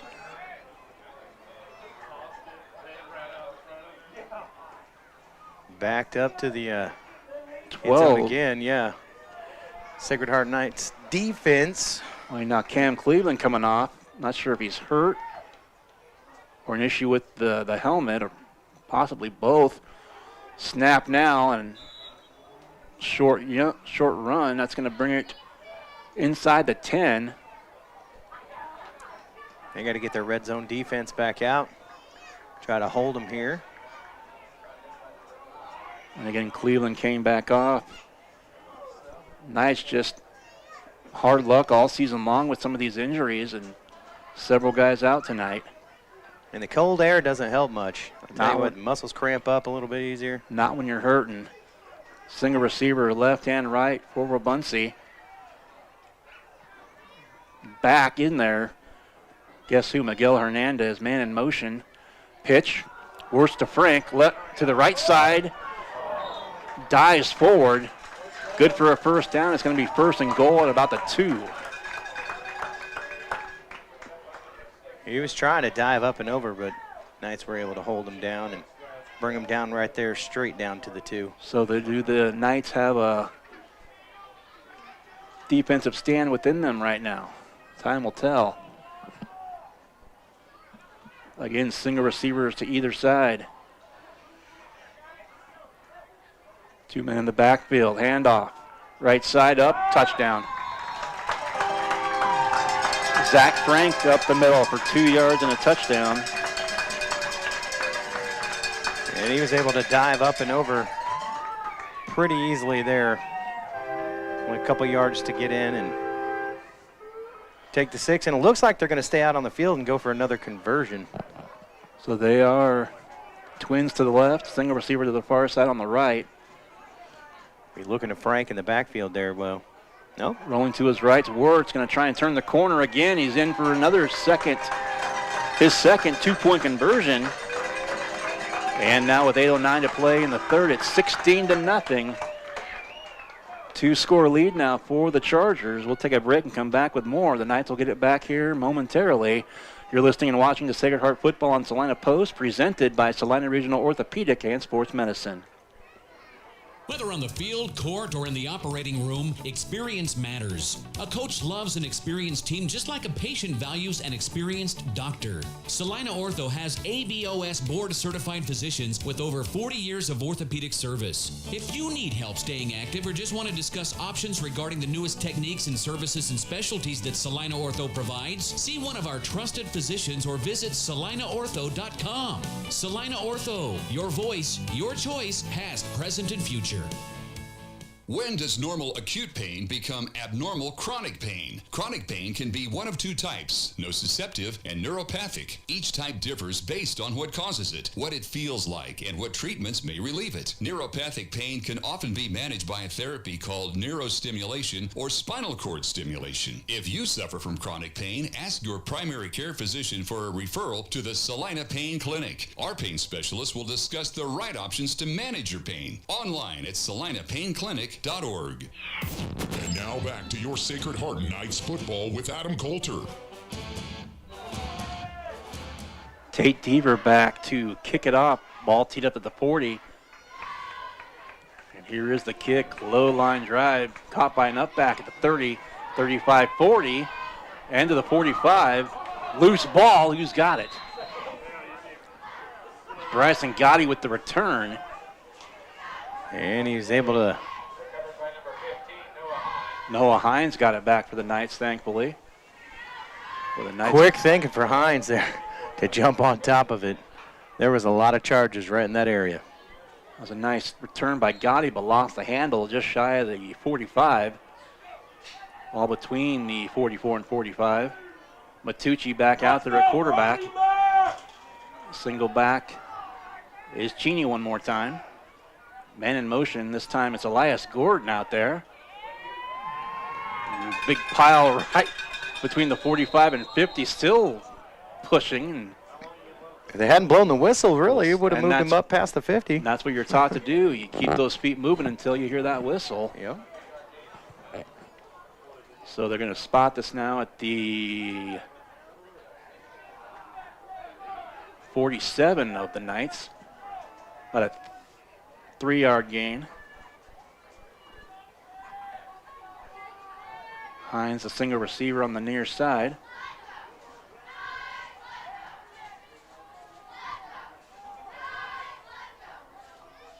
Man in motion. Pitch left side, fumble there. And just falling on it. That was Don Matucci from Michael Matucci. The pitch a little high. He was looking ahead, thinking about where he was going to go, I think, on that one. And that's time it bit Sacred Heart a couple of times back in the first half. It was Wabaunsee receivers that had the issue, a couple of drops. Kind of taking their eye off the ball for a second, watching their defenders in pursuit, but that time it hurts the Knights. And a big loss, a big 3rd and long now for Sacred Heart. It's Michael Matucci again, rolling back to his right, going to air it out into coverage, and what a dangerous pass. Hernandez falling down back there. If he hadn't, he might have had a chance to take that one back. Well, certainly if he was vertical, chances are he would have picked that one off.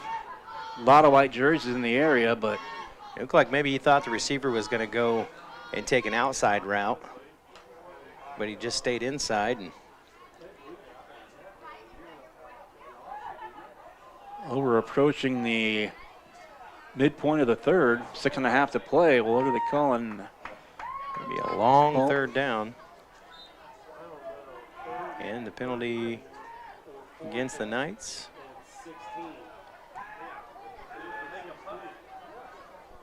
I did not see the call, but I didn't either. Nonetheless, it is the Knights' 3rd and a bus ride to convert a 1st down. Man in motion. Matucci going to air it out again in triple coverage, and boy, that was Noah Hines, the intended receiver, but he almost had a piece of it. Just good coverage. 3 at the time, 3 when contact was made, and beyond the 50, 5 white jerseys, 1 blue jersey. Dangerous pass again. And you like to see it, the white jerseys there, kind of give them a pat on the back and helping them up there. That's good sportsmanship. Absolutely. Well, moving up just a little here. There was a penalty on that one. Going to give him the automatic first down. And a roughing the passer penalty. Boy, what a gift for the Knights. 3rd and a bunch. You take it how you can get it. They don't want the passer to get rough, but they will definitely take that first down. Oh, absolutely. And a no new set. question. He went from 3rd and 3rd and a bunch on a turnover or a left side pitch. Thomas Cheney with it across the 45. In the Knights, multiple between penalties and the fumble and Matucci. Don Matucci just falling on the ball. They kept going back in decent sized chunks, but boy, what a gift, and you love to see the Knights take advantage of that. Be able to punch this one in, and well, sometimes it just takes something like that to change momentum. So Let's go, D! Single receiver right and left. Elias Gordon was back. Matucci with it left, out right, juking. Pass is caught. Carson Lehman across the 45. That's a first down for the Knights. The patience Matucci just showed, ducking and covering, and then still finding that open receiver down the field. And that was a lot like what I gave praise to Wyatt Wirtz for late in the first half. He showed that poise and patience in the pocket and ultimately found Miguel Hernandez getting free, and that's what got the Chargers on the scoreboard with the initial touchdown before halftime. New set of downs for the Knights. Inside the 45 to the 44. Another fumble, and and they think, and they do. Matucci fell forward. The ball just kind of rolled on over. The ball trickles over, and bottom line, Wabaunsee takes over. Yeah, and it looked like Hernandez was there to fall right on it. And a new set of downs for the Chargers. So at their own 41, so good starting, well, between the 40 and 41. That's been one thing. Both teams, either they started with, like in this case, good field position, whether it be a turnover or with whether it be a fumble or turnover on downs, or when they've been deep in their own territory, some good kickoff returns and runs. Still on his feet.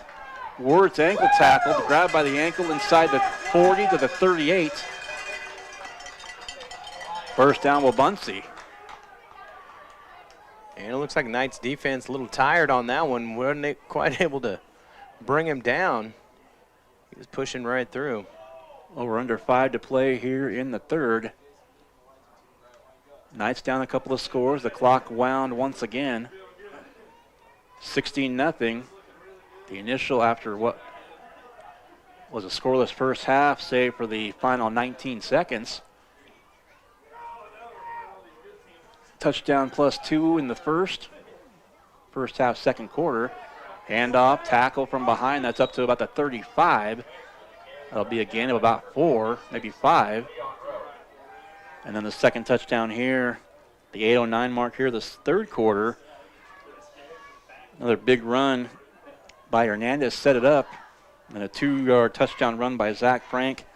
Wirtz again kept it himself for the 2-point conversion. 16-0 as we approach 4 minutes to go here in the third. Twins to the left, twins to the right. One man in the backfield alongside Wirtz, looking right. Rolling now to his left. Still not sure he's going to. Defense holding down. Crosses left now to the right, and he's got running room to the 30, 25, 20. and goes inside the 10. Not how they drew it up, but it's effective. He was able to scramble and get away several different times, keep the play alive. Well, and he rolled to his left. He had 3 or 4 Knights in pursuit. He crossfield back to his right, had all his blockers there waiting for him. Ooh, he's not looking too good right now, and though. He had running room, but officials timeout. Looks like an injury timeout. And he is definitely, he's went to the ground looking at his ankle. Limping a little bit there. That run might have. Well, while I've got him, took him out for a second. While we have a moment here, an area scoreboard update brought to you by Salina Surgical Hospital. We mentioned next 2 weeks we go to Smith Center and back home for senior night against Republic County, and those two teams head-to-head tonight. 12-0 after one, and now 30 more points tacked on. Smith Center on top and all over Republic County as the Buffaloes continue to struggle all year long. Smith Center up 42-0 at halftime in that one. Also, you mentioned the Ellsworth score, Ellsworth and Russell. Ellsworth 19, Russell 14. Salina Central down to Andover Central, 17-6. That's also a halftime score. We mentioned Southeast of Saline, halftime score. They lead Hillsboro in that ball game as well. And the Southeast game, our game here, of course, and the Ellsworth-Russell, our area game of the week, all on KINA and Salina Post. Glad to bring them to you. Receivers left and right, up the middle, and quarterback in the game now, that was Carson Reeves. Handoff to Zach Frank. Taking it straight up the middle, and the Sacred Hearts defense backed up all the way. On the first down and goal play, now second down, ball between the 8 and the 9. 3:15 to go. Single receiver to either side. Single back alongside. And again, same handoff from Reeves. And just short of the goal line, that was Alex Beggs on the carry. And it's like a mere inches. I'll say that's the nose of the ball. Looks like it's just shy of the goal line. I mean, you could shift the line forward and it's going to be in. And that may be exactly what they attempt to do. Right. I'll say this, if not ever a perfect time for a quarterback sneak, but they're lining up in a. So third down, single receiver again, both sides. Snap. Up the middle, up and good for a touchdown. Zach Frank. He just strolled right in. His second touchdown run. That one from, well, we'll call it one. It wasn't even that far. And with so many different options to go from, it's tough to, as a defense, spot which side they're going from. Quarterback sneak, they're going to pass it, they're going to run it. They got lots of options here. They're going for two. Going for two. 2 for 2 thus far. Handoff. And was it a loss? Lost the handle, but either way, that one, the first one, they've been not successful at. So the score remains as it is right now, 22-0, 3-possession game as the Knights find themselves down here as we're rolling along here in the third quarter, 2:31 to go. It's Wabaunsee 22 and Sacred Heart 0. You're listening to Sacred Heart Football, and you're watching Sacred Heart Football on Salina Post, presented by Salina Regional Orthopedic and Sports Medicine. Salina Surgical Hospital is a high-quality surgical facility with a comfortable and home-like atmosphere. Together with our community's greatest doctors, we are committed to a patient care model where exceptional satisfaction is the norm and every patient feels like they are treated with respect, dignity, and compassion. Salina Surgical Hospital is partially owned by a group of local community-involved physicians. Talk to your doctor about scheduling your next procedure with us. Salina Surgical Hospital. Your voice, your choice. And now back to your Sacred Heart Knights football with Adam Coulter. Well, some of the air coming out of the stadium now is Wabaunsee slowly, methodically pulling away. Scoreless first half, save for the final 19 seconds. Wabaunsee got on the board, tacked on 2 to lead 8-0 at halftime. Another TD and 2, made it 16 earlier in the quarter, and now a TD and a missed 2-point conversion puts us at 22-0 with 2.5 to go. here in the third. Line drive kick right to Matucci. 20-25, 30, 35. Juke move to the 40, still on his feet, and really got another 5 yards there. Just moving those feet and moving forward. Return. Absolutely. Let's hope they can capitalize on the good field position Matucci got him into. Now we're going to see if they can work their way down the field and put themselves up on the board. And again, going back to the penalties, the last 2 or 3 drives for the Knights, they've had good starting field position, and maybe a positive play here and there, but by and large, they keep, 1, they're getting penalized, but 2, they're stringing them together, and they're coming up with 2nd and 3rd and 20, 25 yards to go. Yeah, those penalties have really killed them tonight. Matucci rolls back, drops in the pocket, going to go long over the middle, tipped up and intercepted. Intended for Noah Hines. It was tipped up, double coverage down there. Hernandez was there raiding. And Hernandez picks it off. He's been Johnny on the spot all night for Wabaunsee. Yeah, and it was just off the fingertips of the Knights into his hands. And just trying to make something happen. He's gone through the air a few times, but into coverage a lot. And again, there were a handful of times throughout the game thus far where dangerous passing coverage, but that one bit him. So now Wabaunsee takes over. Pitch to the right side. And still on his feet with it was quarterback Carson Reeves, pitching it to Zach Frank on the right side. The clock rolls, and that'll be about a 5-yard gain. And I'll tell you, Matucci is a risk taker, and if that would have paid off, that would have been some really good gain. It was just barely off the tip of those fingers. Under 2 to play now here in the third. Wabaunsee back to the line. They're going to spread it out. Single receiver on the top on the far side. Trips to the near side on the left. Single back. Rolling right, left. And Knight's going to sack. That'll be a quarterback sack as Reeves brought down in on the play for the Knights.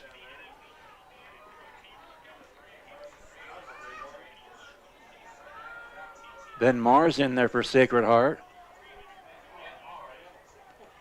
A little bit of a loss there. Hopefully they can, again, build on that momentum, bringing them to 3rd down.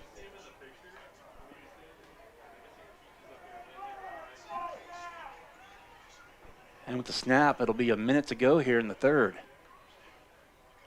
Single receiver to both sides. And a 3rd and 10. And it looks like for a loss of maybe 1. If not, they might have gotten to the line of scrimmage. So, they did get a yard.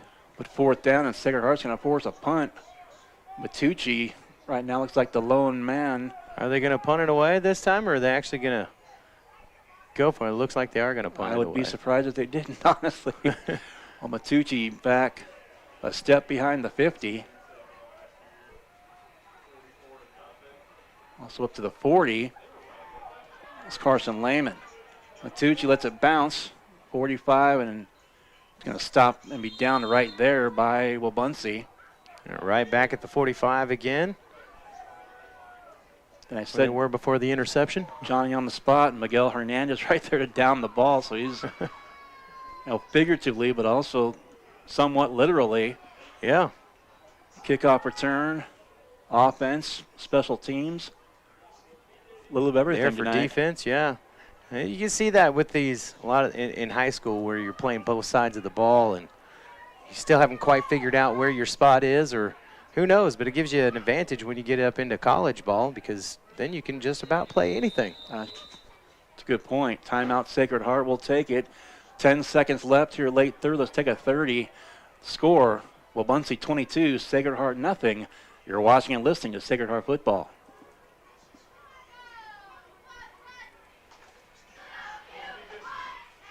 Insurance is something we all need in our business, home, car, and life. But do you really understand what's covered and most importantly, what you are paying for. Hi, this is Rob Carlson in the Salina office of Smart Insurance. Change is good, especially if you haven't looked at your insurance policy lately. I can help you understand what you need and where the gaps are in your coverage. We provide free quotes and take pride in looking out for you. Smart Insurance, with locations in Salina, Abilene, and Harrington. Give us a call today. And now back to your Sacred Heart Knights football with Adam Coulter. And welcome back once again on the campus of Kansas Wesleyan University. Adam Coulter, Chris Cadle, and Avery Cadle on the broadcast here. The voices and the film. We appreciate you watching and listening along with us here, but tough one for the Knights thus far. This might be the last play of the third. Matucci's under center. Cheney in the backfield alongside. Matucci backs up, drops back against the body and going for Hines again, and that. Good coverage, ball thrown behind him. It's going to be incomplete, and Hines still down at the moment.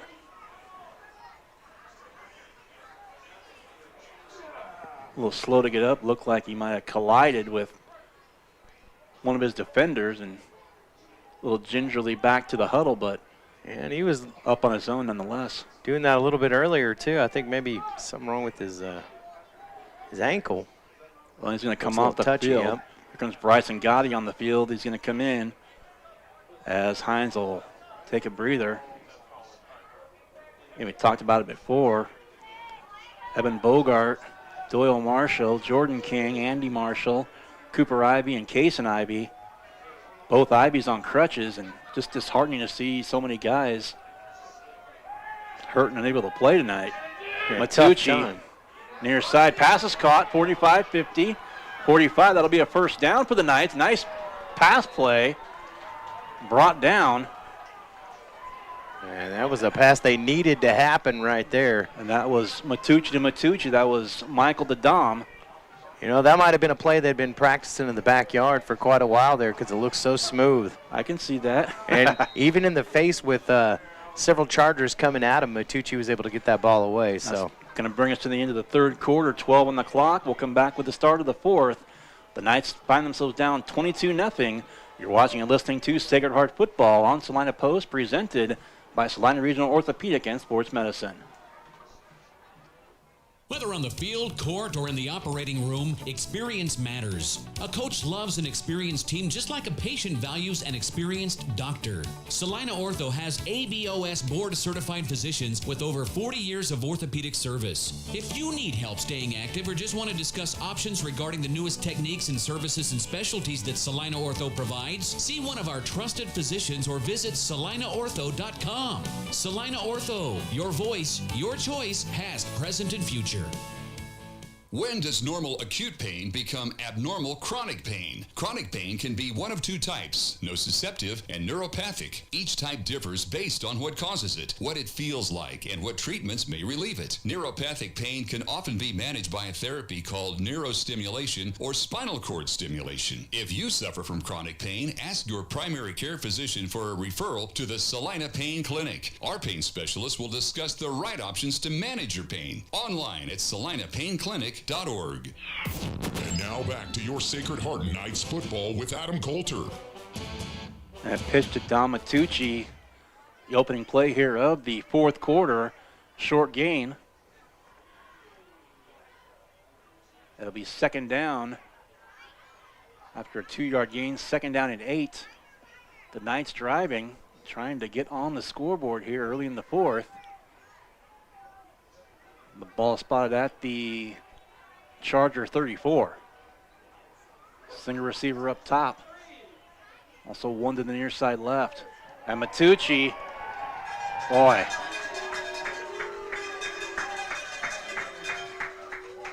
And if you can hear in the background, they're chanting Jude. That was Jude Mieske one more time. Just 5'9", 215, but plays bigger than that. Junior lineman, plays both side O-line and D-line, and got a sack right there. Again, finding that space where what do you decide to do going forward? If you're good on both sides of the ball, I guess your options are wide open. Well, he got through the line real quick, and I don't think Matucci ever saw him coming. Just brought him down, but Man in motion. Up the middle. Matucci, look at him roll. Right side. Matucci inside the 20. It's going to be in the red zone for the Knights, and they'll spot this at about the 18, it looks like. And that was a good run by Matucci up the side. Bringing him probably closest so far this evening. And just trying to make something happen. Turns on the Jets. First down run for Sacred Heart. Yeah, it's never over until it's over. We've got a whole fourth quarter here, 10 minutes, a little over 10 minutes to go. Singer receiver up top, far side right. Lone back. Man in motion, Gotti. Pitch right side to Cheney. It'll be a short gain up to inside the 16. Second down for the Knights. And now it's going to be time for the Chargers to put on their red zone defense. And I feel like their offense finally for the Knights is kind of fired up right now. And really you just want to see something positive now. Single receiver both left and right. In a lone back, Matucci under center. Snap to him, rolling to his right. Gets a block in the backfield from Cheney. Chased far side and out of bounds. And that should be, and the Knights, I was going to say, the Knight, that from, granted it's the other side of the field, but I thought he got shoved. It did look well like there was a shove outside of bounds, but and I could see maybe it was just forward momentum, maybe. One of the Knights coaches had his arms out like, where's the flag? But nonetheless, it's going to be a loss, and it'll be third down and about 11 now for the Knights. Yeah, he was just looking for that receiver downfield, and nobody open, and they're going to try it again as they come to the line pretty quick. And single receiver to both sides. Man in motion in the backfield. Matucci rolls left. That's going to be short, and that was almost a heck of a catch by Carson Lehman, but it does fall harmlessly to the turf.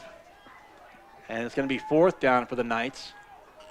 And at this point, with 22 points down, they're going to go for it. I was going to say essentially the same thing. Yeah, there's no way you don't go for it on this. So the ball back to inside the, well, between the 19 and 20. If your kicker's got a leg, maybe you try for some points, but at this point, you just try to get it to the end zone. I think. At least to the first down. They can still get one. I think Coach Jennings ultimately wants 6. Yep. Matucci rolls back, spins, right side, pass caught, short of the goal line, but good for a first down. They took the safe option there, and that was probably a smart bet right there, putting him inside the 10. Now it's Cheney with the reception on the far side. Inside the 5. So it's going to be first and goal for the Knights. And the drive continues. Fourth down conversion, good. Actually had 2 blue jerseys over there. Yeah, it was kind of a hidden gem behind him.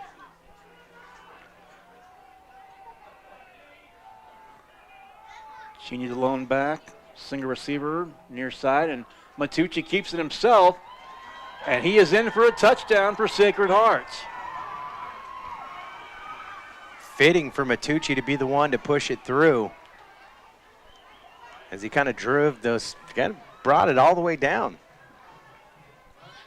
And finally put the Sacred Heart Knights on the board with 6.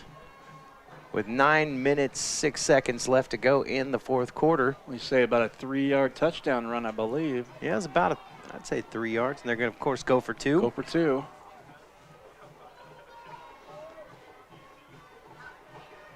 And lone back, lone receiver. Man in motion. Pitch left side. And, boy, brought down with authority. The tackle made by Cole Frank. Thomas Cheney brought down. 2-point conversion fails, but 9:06 to play in the game. Knights on the board. They're down now.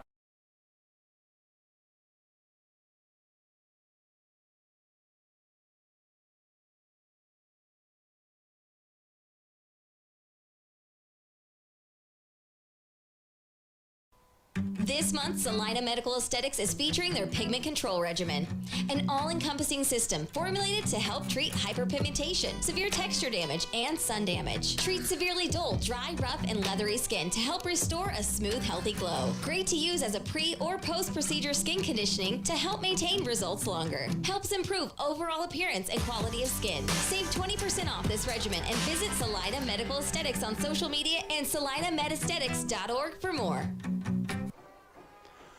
Back from Kansas Wesleyan and the Graves Family Sports Complex, Graves Family Sports Complex, JRI Stadium, and Gene Bissell Field, Adam Coulter, and the Cadles on the broadcast, Chris Cadle and Avery Cadle on the broadcast. Thank you very much for all you guys have been doing tonight and the entire season. Glad to be hanging out here watching some Friday night football under the Friday night lights. Sacred Heart might. Cameron Yohe's going to kick it off for the Knights. Single back. Going to go over onsides, and boy, that was a nice play right at midfield. It was, and that was Sawyer Ibarra out there. He was ready for it. They were trying to catch him off guard there, I think. And didn't get, some.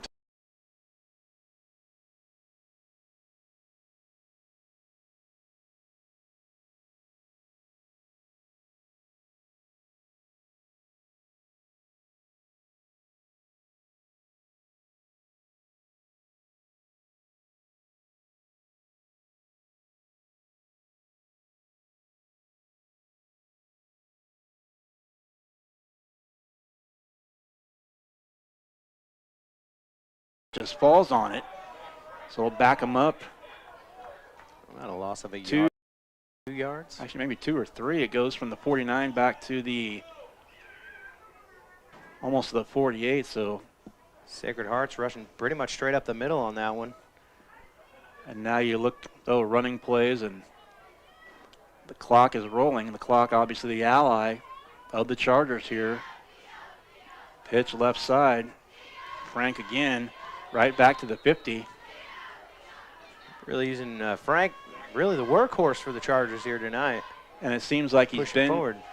Especially since Wyatt Wirtz, their starting quarterback, he actually went out back in the third with an injury, and he has not came back in the game. His night may be over with.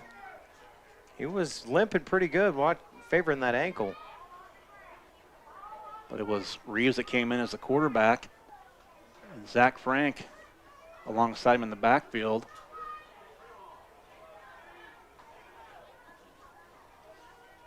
Now a pair of backs on either side of Reeves.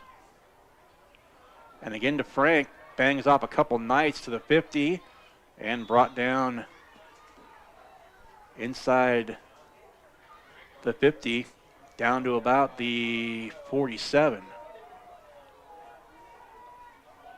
Short gain, going to bring up that 4th down.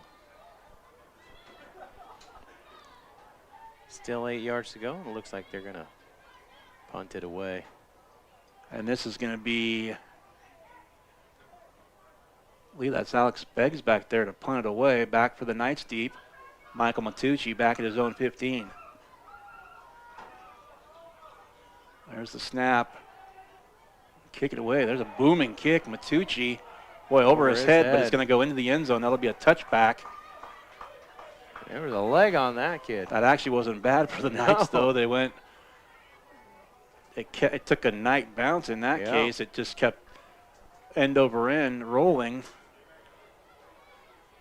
Worst thing that could have happened there if the backspin of the ball would have stopped it where it was, but nonetheless, the Knights 1st and 10 from their own 20.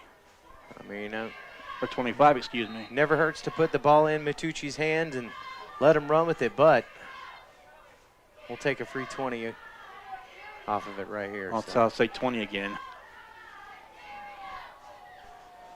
Single receiver far side on the right, up top.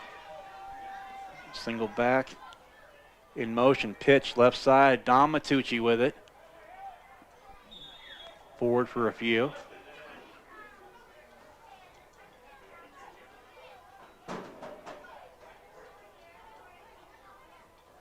able to get in between. He was able to kind of push through. He's a small guy, but he was able to push through a couple chargers there and gain an extra couple feet off that play. And some of the freshmen out there, actually just coming into the game, Elias Gordon went out. Maddox Wells is just a freshman. He is in there right now for Sacred Heart. Single receiver, both sides, left and right. Matucci rolling to his left. Pressure there, a couple of white jerseys, and he's going to be sacked back near the 20. He had a charger on either side of him there. That was Cole Nowhere Frank. to go. We talk about Zach Frank. Got Zach's a senior, Cole's a junior, Cole Frank's a sophomore. Another set of brothers out there, and Cole Frank gets the sack. Going to back him up here. Going to third down and about 8. 8, maybe 9. Again, single receiver to the left and the right. Matucci back, being pressured again, just trying to get away. And a pass out of bounds it goes. Again, just trying to make something happen over there. And he was just running for his life at that point, trying to get the ball away before they could get to him. So it's going to bring up 4th down for the Knights, and looks like they're too deep to. I would be very shocked if they went for this. I can't imagine they would, as deep back as they. Well, what do I know? Yeah, it looks like they're going to give it a shot. 4th and 9 from their own 22. 5.5 to play. Well, the Knights are going to talk about it here. They call a timeout. We'll take it as well. 5.5 to play in the game. Wabaunsee 22, Sacred Heart 6. You're watching and listening to Sacred Heart Football.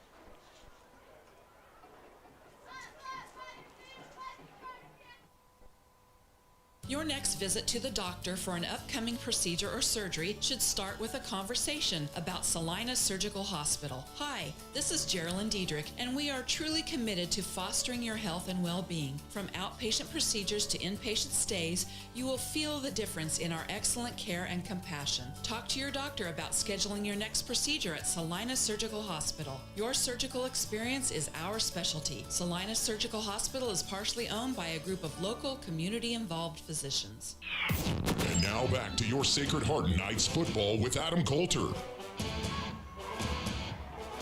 Well, back in Salina here. JRI Stadium here at the Graves Family Sports Complex, Gene Bissell Field on the campus of Kansas Wesleyan University. And 4th and 9. Beautiful field out here, though. It is a great field that they get to play on when they're at home. No question. It's a beautiful facility, absolutely. Can't complain about these booths either. We're out of the chill. It's gotten chillier. That's one thing. I haven't been paying attention to it. And they will punt. Oh, no, they're going to fake it. Wasn't sure if it was meant to be a fake.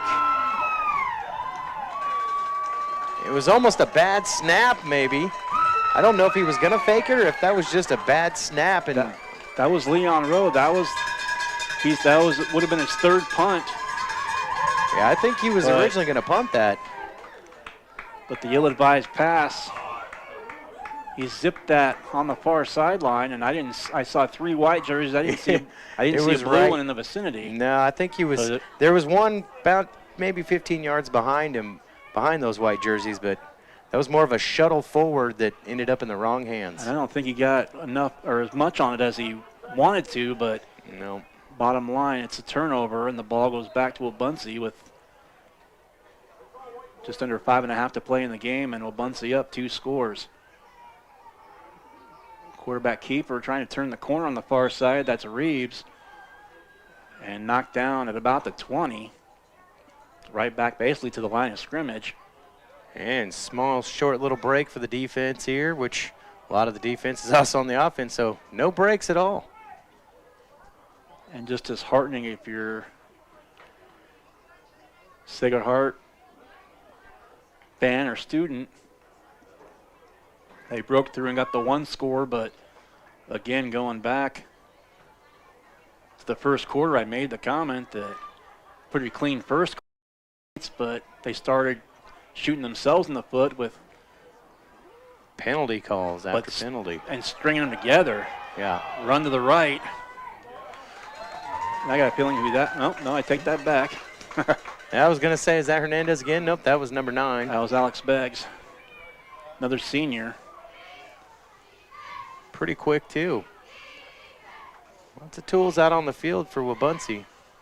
Well, again, we want to remind you that coming up next week, back out on the road to take on Smith Center. Never an easy place to play, and now a couple of flags down. And looks like the flag was thrown actually over by the Knights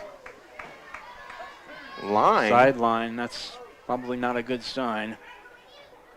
And saw one fly off to the side, and then there's one out of bounds at about the 20. There's one just inside the sideline between the 20 and 25. Chatting with the white hat now. So what do we got? Unsportsmanlike conduct. Boy, 2 on the Knights, both on Sacred Heart. Oh. I didn't know. Frustrating night so far.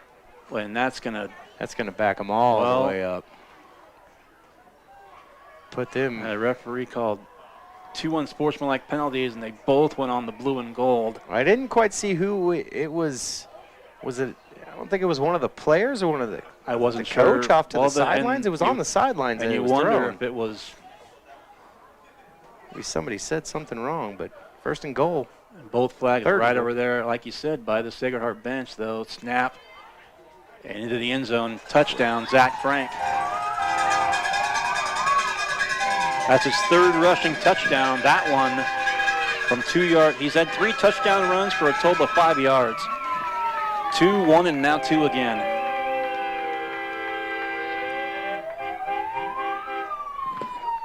And Wabaunsee bringing the loud fans, and definitely come to watch their team here tonight and enjoy. And if you're here in the background, the weird thing to me is you wouldn't know that they were the visiting team.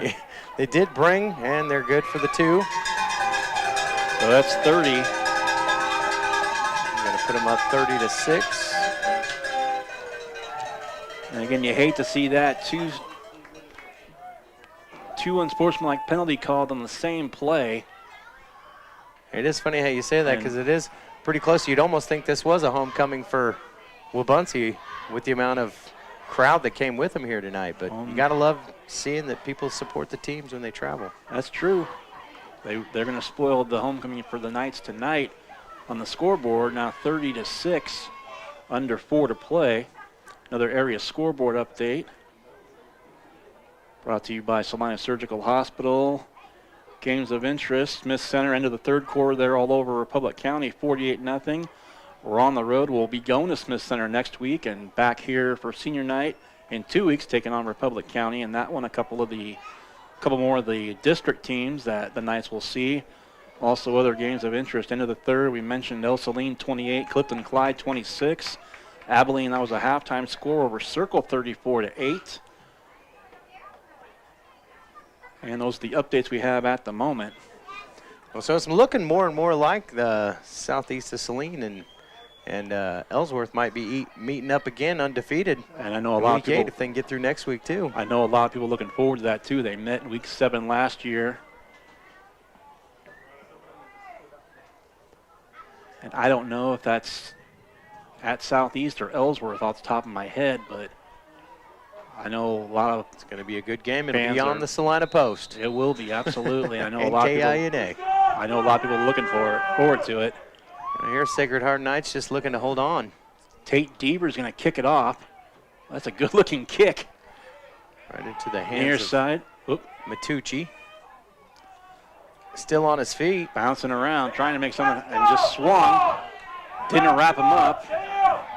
And he's brought down the far sideline. So I heard one of the Wabaunsee fans in front of us saying to wrap him up, and that's kind of what my same thought was. He kind of swung him around, a little do-si-do, but if you don't wrap him up, you're not taking him down. Yeah, Matucci's nimble on the feet.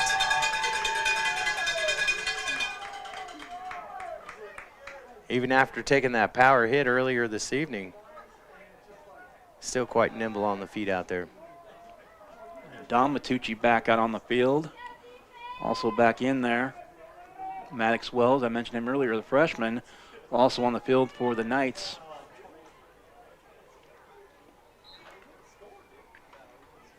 That was a good combination, both Matucci's on the field. Typically, absolutely. Single receiver, far side right. Michael Matucci under center. Dom in motion, pitch to the right. That'll be a first down run on the far sideline. He was riding the line on that one for the gain. You see him tiptoeing up. That was Thomas Cheney with that carry for the Knights. That's good for a first down. I want to thank our sponsors here, Hometown Disposal, Maury Clinic, Bennington State Bank, APAC Shares, Salina Ortho, Salina Septic Service, and Commercial Tire Center, proud sponsors of Sacred Heart Football here on Salina Post. Single receiver now, near side, man in motion. That's Wells. And the ball carrier is going to be just shy of the 50. That was, looked like little brother was helping big brother up there. Yeah. Dom and Michael are both right there. Ball they were at both the pushing 49. through.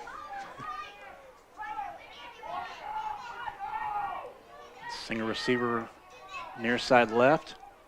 In motion again. That's Wells. Pitch. Boy. And that was one more time Thomas Cheney. And he lost about a yard and a half. They're having trouble breaking that corner, around in that corner on either side when they're taking the run to the outside. But I have noticed throughout the night they've done decent when they're going up the middle. And there's been a few times Matucci's kept it himself, called his own number, and just went right up the gut.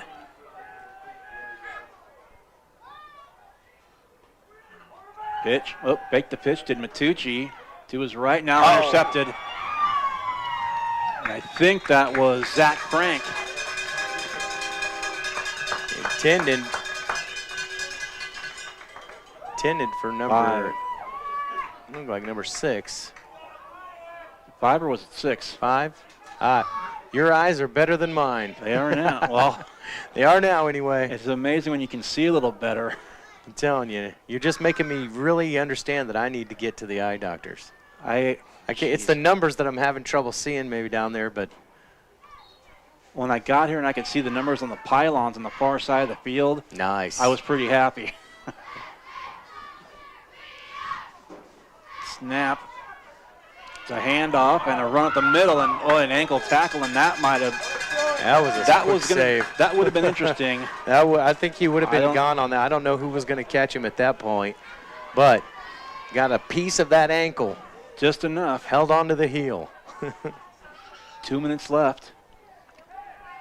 That'll be good for a first down for the Chargers, and Chargers are going to go to 4-2 on the season, and the Knights are going to fall to 1-5.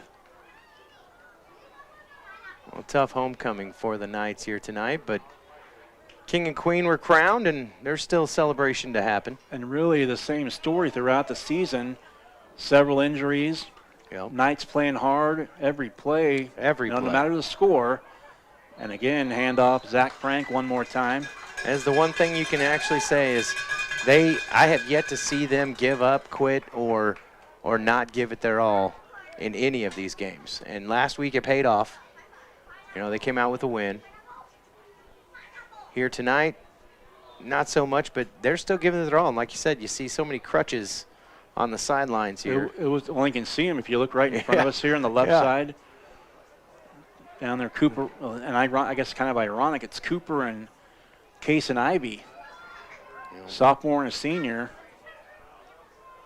Both Ivies out on crutches right now on the sideline. And Wabaunsee takes a knee. That'll be enough to. One more knee. And one more should do be it. enough. Under a minute now. Well, tune in to KINA tonight at 10 for the Kansas High School Football Scoreboard Show.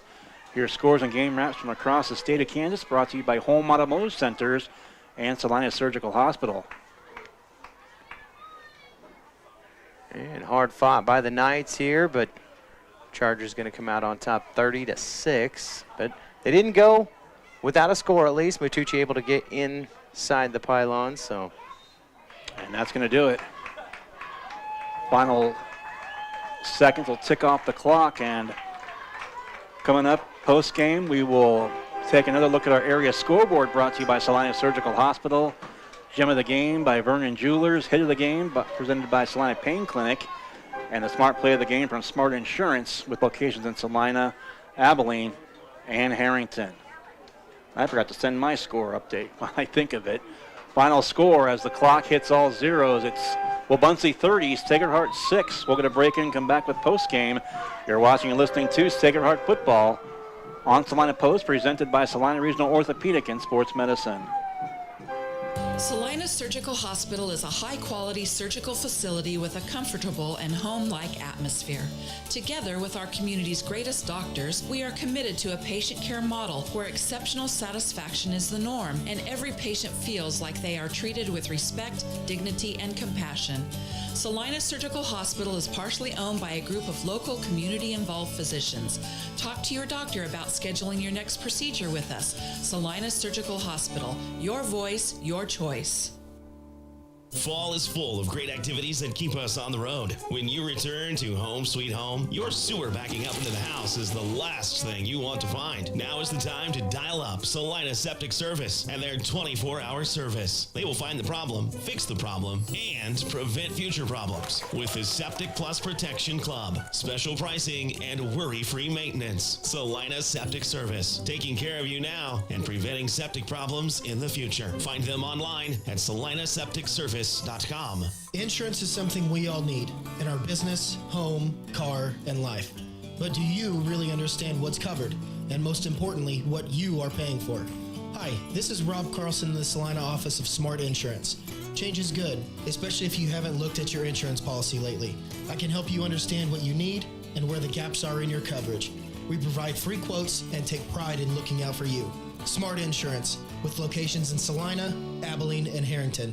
Give us a call today. This month, Salina Medical Aesthetics is featuring their pigment control regimen, an all-encompassing system formulated to help treat hyperpigmentation, severe texture damage, and sun damage. Treat severely dull, dry, rough, and leathery skin to help restore a smooth, healthy glow. Great to use as a pre- or post-procedure skin conditioning to help maintain results longer. Helps improve overall appearance and quality of skin. Save 20% off this regimen and visit Salina Medical Aesthetics on social media and salinamedesthetics.org for more.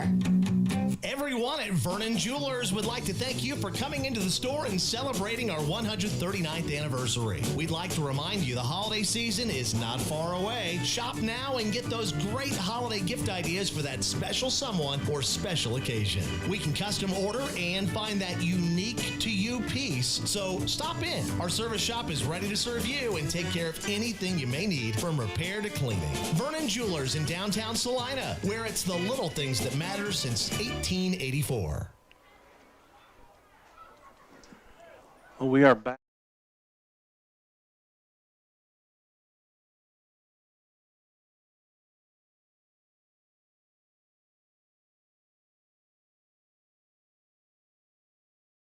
Our hit of the game presented by the Salina Pain Clinic, and gem of the game brought to you by Vernon Jewelers. And want to go ahead and mention these right now.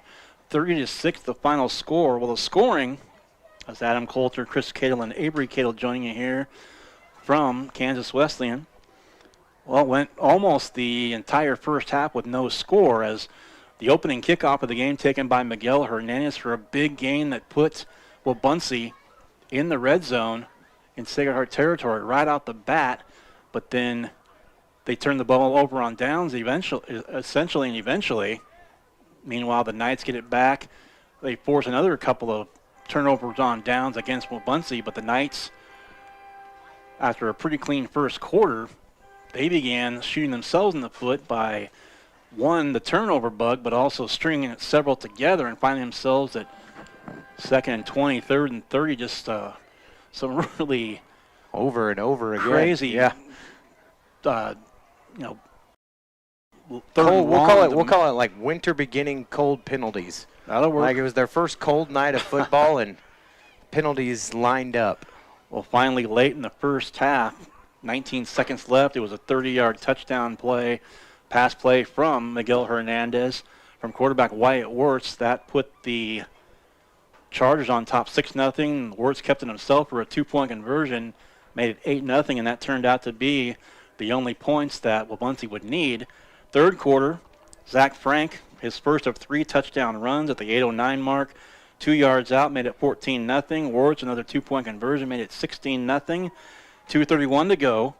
A big run by Hernandez one more time, set up the touchdown.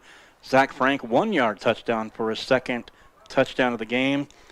9:06 to go in the fourth. Matucci, short run, 3 yards out. 2-point conversion failed at that point, 22-6. And then the Knights, the 2 straight unsportsmanlike penalty calls, put them back at their own 2-yard line. And one play, Zach Frank made it 28-6. The 2-point conversion made it 30-6, our final score.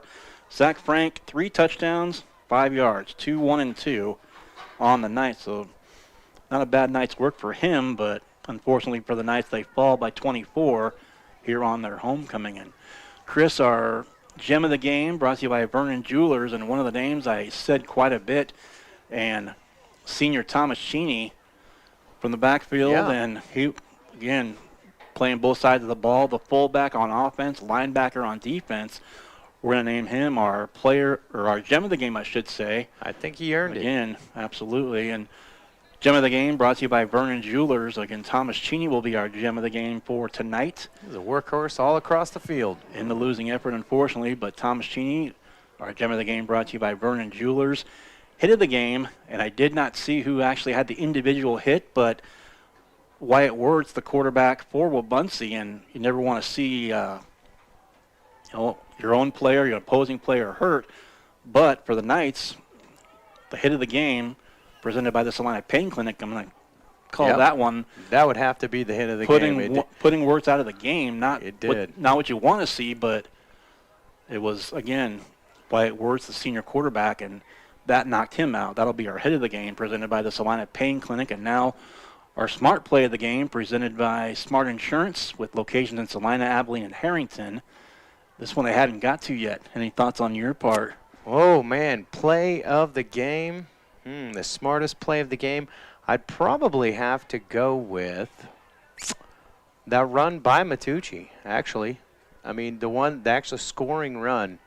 He played that pretty good. And, well, it would be almost the score, I guess. He got it down to the 3. And really, there were so many, as is typical for him, so many times just trying to keep the feet moving and make something happen. I'd have to say one of his runs, either that or that would have been that same run. That's the one I was thinking of, is the same run that set up for the touchdown. There we go. Yeah, I would have to say that would be the smart play of the game when he actually looked out. He was going to pass, nothing there, and then it looked like he just took off. So that'd be a smart play of the game right there. That's from Smart Insurance with locations in Salina, Abilene, and Harrington. And don't forget, when the Knights play at home, they have a huge home field advantage with Sage products. From paper towels to soap and items from ceiling to floor, you'll see products from Sage. You can get the same home field advantage at your home or office by visiting SageSelects.com. Also want to thank our sponsors. Again, halftime sponsor, Kansas Wesleyan University. They are off tomorrow. They're bye week this weekend. Back down the road, they'll go to KC and Avila. That'll be a noon pregame, 1 o'clock kickoff on 9:10 a.m. or 107.5 FM KINA with Tyler Henry on the call of that one. Off tomorrow, back in action on the 14th are the Wesleyan Coyotes on the road at Avila. And once again, do want to remind you, if your business would like to help and support upcoming Sacred Heart games, we've got room for you. Just call Devin Haney at KINA or email him at devinhaney@gmail.com, DEVINHANNEY@gmail.com. Coming up later on, 10 o'clock, a little less than an hour from right now, a little later than I thought it was, about 40 minutes from right now. Tune in to KINA tonight at 10 for the Kansas High School Football Scoreboard Show. Hear scores and game wraps from across the state of Kansas, brought to you by Home Automotive Centers and Salina Surgical Hospital. Our area scoreboard brought to you by Salina Surgical Hospital. One more check of that to the scores we have at this point. And Smith Center all over Republic County, that's a final, 56-0. Will be on the road at Smith Center 1 week from tonight. Also, 24-18, that's an end of the third quarter score. Salina Central down to Andover Central. Abilene all over Circle, 41-8. That's an end of third quarter score. Also, the most recent scores we have, end of the third, it was El Saline 28, Clifton Clyde 26 in a nice back and forth battle. And Salina South, well, our other area game, Ellsworth 19-14. That's our last update at the moment from that one. And trying to find the Southeast of Saline led Hillsboro at the half, 22-0. And Salina South was down at half, 27-0 to Newton. So those are the area games. We've had the most recent updates, and now a quick update. El Saline as, what was I saying, 28-26, but El Saline goes on to beat Clifton Klein in a back-and-forth battle. That final score, El Saline 40, Clifton Clyde 26. So it's going to do it for our broadcast here tonight. Thanks to Joel Bicknell, Director of Development with Salina Catholic Schools, for joining us at halftime. And for Chris Kittle alongside and up in the penthouse suite, hopefully staying warm up chilly there. suite. She's probably ready to go. That too. Avery Cato, thank you very much for all you've done all season, and coming up the next couple of weeks as well. Back on the road at Smith Center 1 week from tonight. Airtime at 6:40, kickoff at 7 o'clock as the Redmen will take on Sacred Heart in what will be amazingly week number 7 already as we roll into October and into week 7 of the high school football season. Wabaunsee goes to 4-2. The Knights fall to 1-5. Don't forget to check Salina Post for game recaps and our game stories, and also links if you'd like to go back and watch and listen to these games as well, that we carry our area game of the week and also Southeast of Saline and for Sacred Heart. So one more time, final score, Wabaunsee 30, Sacred Heart 6, back next week at Smith Center. So for Chris Cato and Avery Cato, I'm Adam Coulter. Thanks for watching. Thanks for listening to Sacred Heart Football.